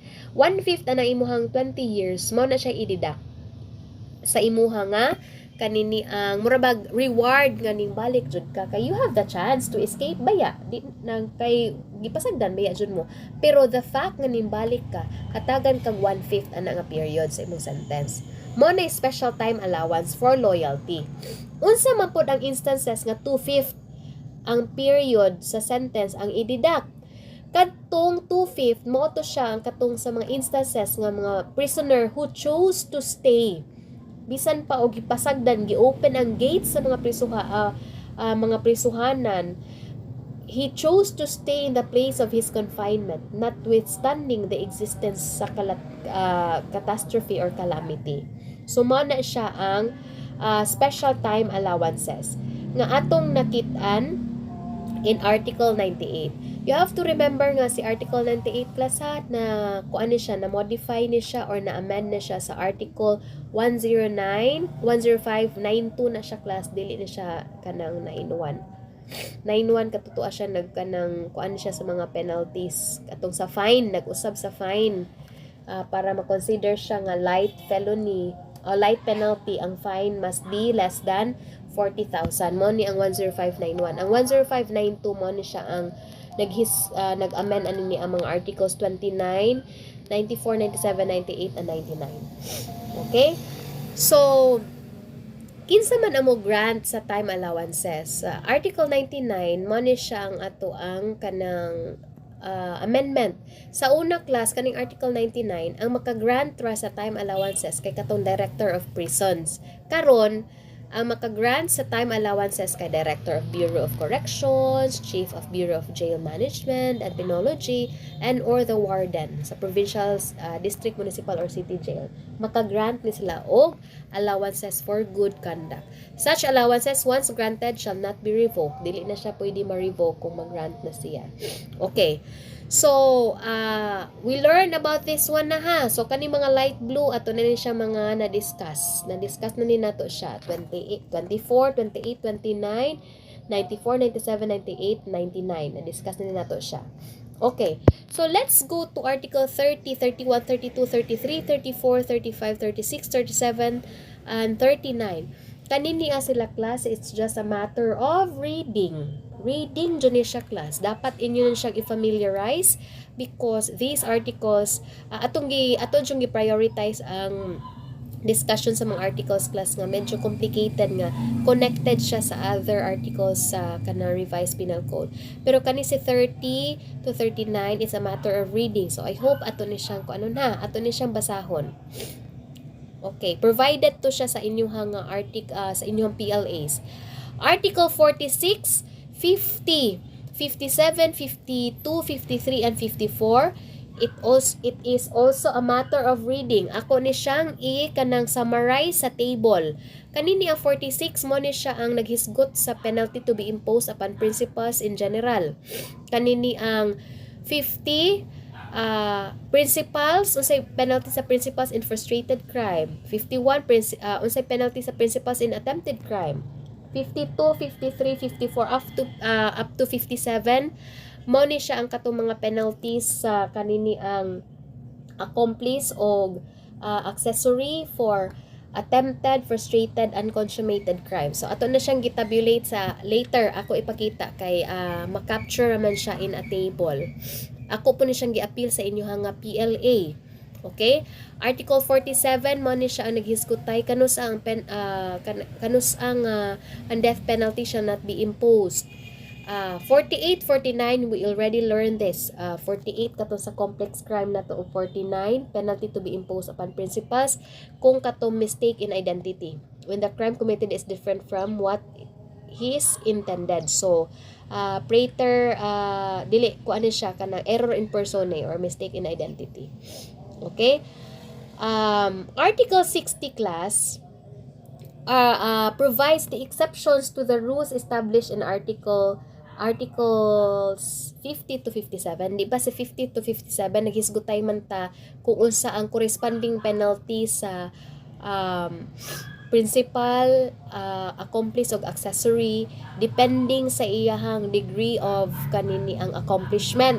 So, kung attempted siya nga stages of accomplishment, so naa ba siya frustrated or consummated, na siya corresponding deduction by degrees. So, ato na siyang gitabulate. However, sa Article 60, nag-provide na siya og exception. Unsa man ang mga exceptions sa rules, Articles 50 to 57. Under Article 60, ang exception ana is katong mga cases in which the law expressly prescribes the penalty provided for frustrated or attempted felony or to be imposed upon accomplices or accessories. Meaning, instead nga mo follow ta sa katong magdidak-didak ta og degree, ato siyang kanini ang i-apply ang penalty nga gi-expressly provide sa balaod mismo for attempted or frustrated or accomplice or accessory. Kay na may mga instances sa revised penal code nga ning specify siya og penalty for attempted nga crime or frustrated nga crime. Nga ato po ni siyang ma-discuss later. Okay. So mo ni siya ang kanini ang mo ni siya ang table nga akong kanang paggama ninyo class sa inyong PLA. Mo ni siya actually this table sa right ning capture dyan ni siya sa Articles 46 to 57. So, here we see kung unsa ang penalty sa principal, sa consummated nga kanang felony. Sa consummated, kung unsa dyan ang nakabutang din sa articles sa balaod. For example evasion of service of sentence. The penalty of prison correctional in its medium and maximum period shall be imposed upon any convict who shall evade service of sentence. Blah, blah, blah.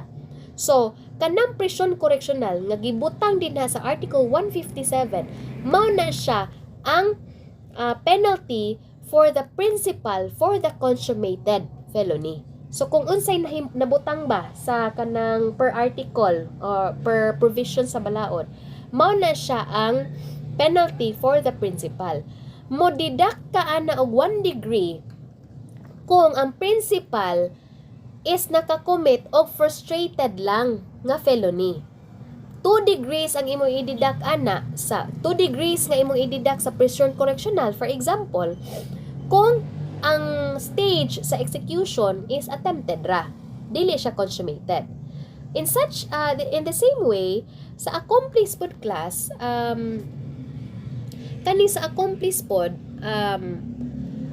kung accomplice ka, mag-minus ka o kung consummated ang crime, unya accomplice lang ka, mag-minus ka 1 degree. So, kung evasion of service of sentence, unya, for example, accomplice ka sa kanang pag-evade kintahay sa service of sentence ani nga konbiktado. Kung accomplice ka, instead nga prison correctional ang i-impose sa imuha, minusan ka og 1 degree. So, pila man ang 1 degree sa kanang prison correctional? Ang 1 degree sa prison correctional according to your Article 71. Let's go to your Article 71.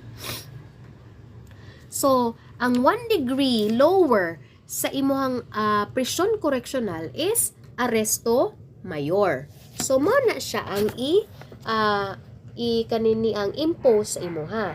So, ibutang ta, accomplice ka, unya at the same time, ang felony nga na-commit kay frustrated lang. plus accomplice ba jud ka.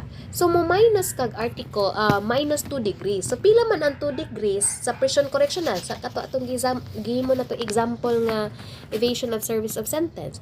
So kung accomplice ka 2 degrees lower sa prison correctional is arresto minor. So mao na siya class ang mao na siya ang kanang play ba. So, na-capture siya in one table ang katotoang nga mga articles. So, you have to kanang notice nga naani diri ang katong mga corresponding articles nga specific articles sa balaod aron nga dili mo maglibog, dili mo kanang ma-lost kung asa mo padong in case mo basa mo sa provision mismo sa balaod. Okay? So, again, balik ta sa 60. Di ba naghisgutay ta nga ang Article 60 talks about kaning the exceptions to the rules established in Articles 50 to 57. So katong cases in which the law expressly prescribes penalty provided for frustrated or attempted felony or to be imposed upon accomplice or accessories, dapat mao to ato i-follow, dili ning mag-minus og 1 or 2 degrees. So unsa may mga examples ani nga naa specific nga kaning balaod, specific na penalty ang giingon ang balaod. Kani Article 1 to 1 unsa may giingon sa Article 1 to 1? Flight to enemy's country. If you attempt to flee to go to an enemy country, ang giingon sa kanang balaod, even if attempted siya, attempt god ang tawag, attempt to flee. So ning attempt ka, ang penalty sa balaod is arresto mayor. So, Article 250, penalty for frustrated, parricide, murder, and homicide. Naadit tupod sa Article 250. 297, attempted robbery committed under certain circumstances. Ang penalty is reclusion temporal maximum to reclusion kanang perpetua. Reclusion temporal maximum to reclusion perpetua unless the homicide committed shall deserve a higher penalty under the provisions of this code. So mo ni siya mga examples class sa mga kanini ang cases nga ang law mismo na expressly prescribe sa penalty sa frustrated or attempted felony or katong sa accomplice or accessories. Okay? So next, Article 61. Article 61 class mo ni atong gi-orange. Article 61 is related to your Article 71. Unsa man day ning Article 71 ug Article 61? Sa Article 61 mao ni siya ang rules in lowering penalty by 1 to 2 degrees. Mao ni siya ang graduating of penalties. Article 71, anhin mo makit-an ang graduated scales. Ang scales meaning ang chronological nga order sa penalty para mo apply ka sa imuhang graduation. Pag-graduate nimo sa penalties, meaning sa pag-lower nimo sa penalties. Okay. In Article 61, you have to remember nga mitigating circumstances and aggravating circumstances are disregarded.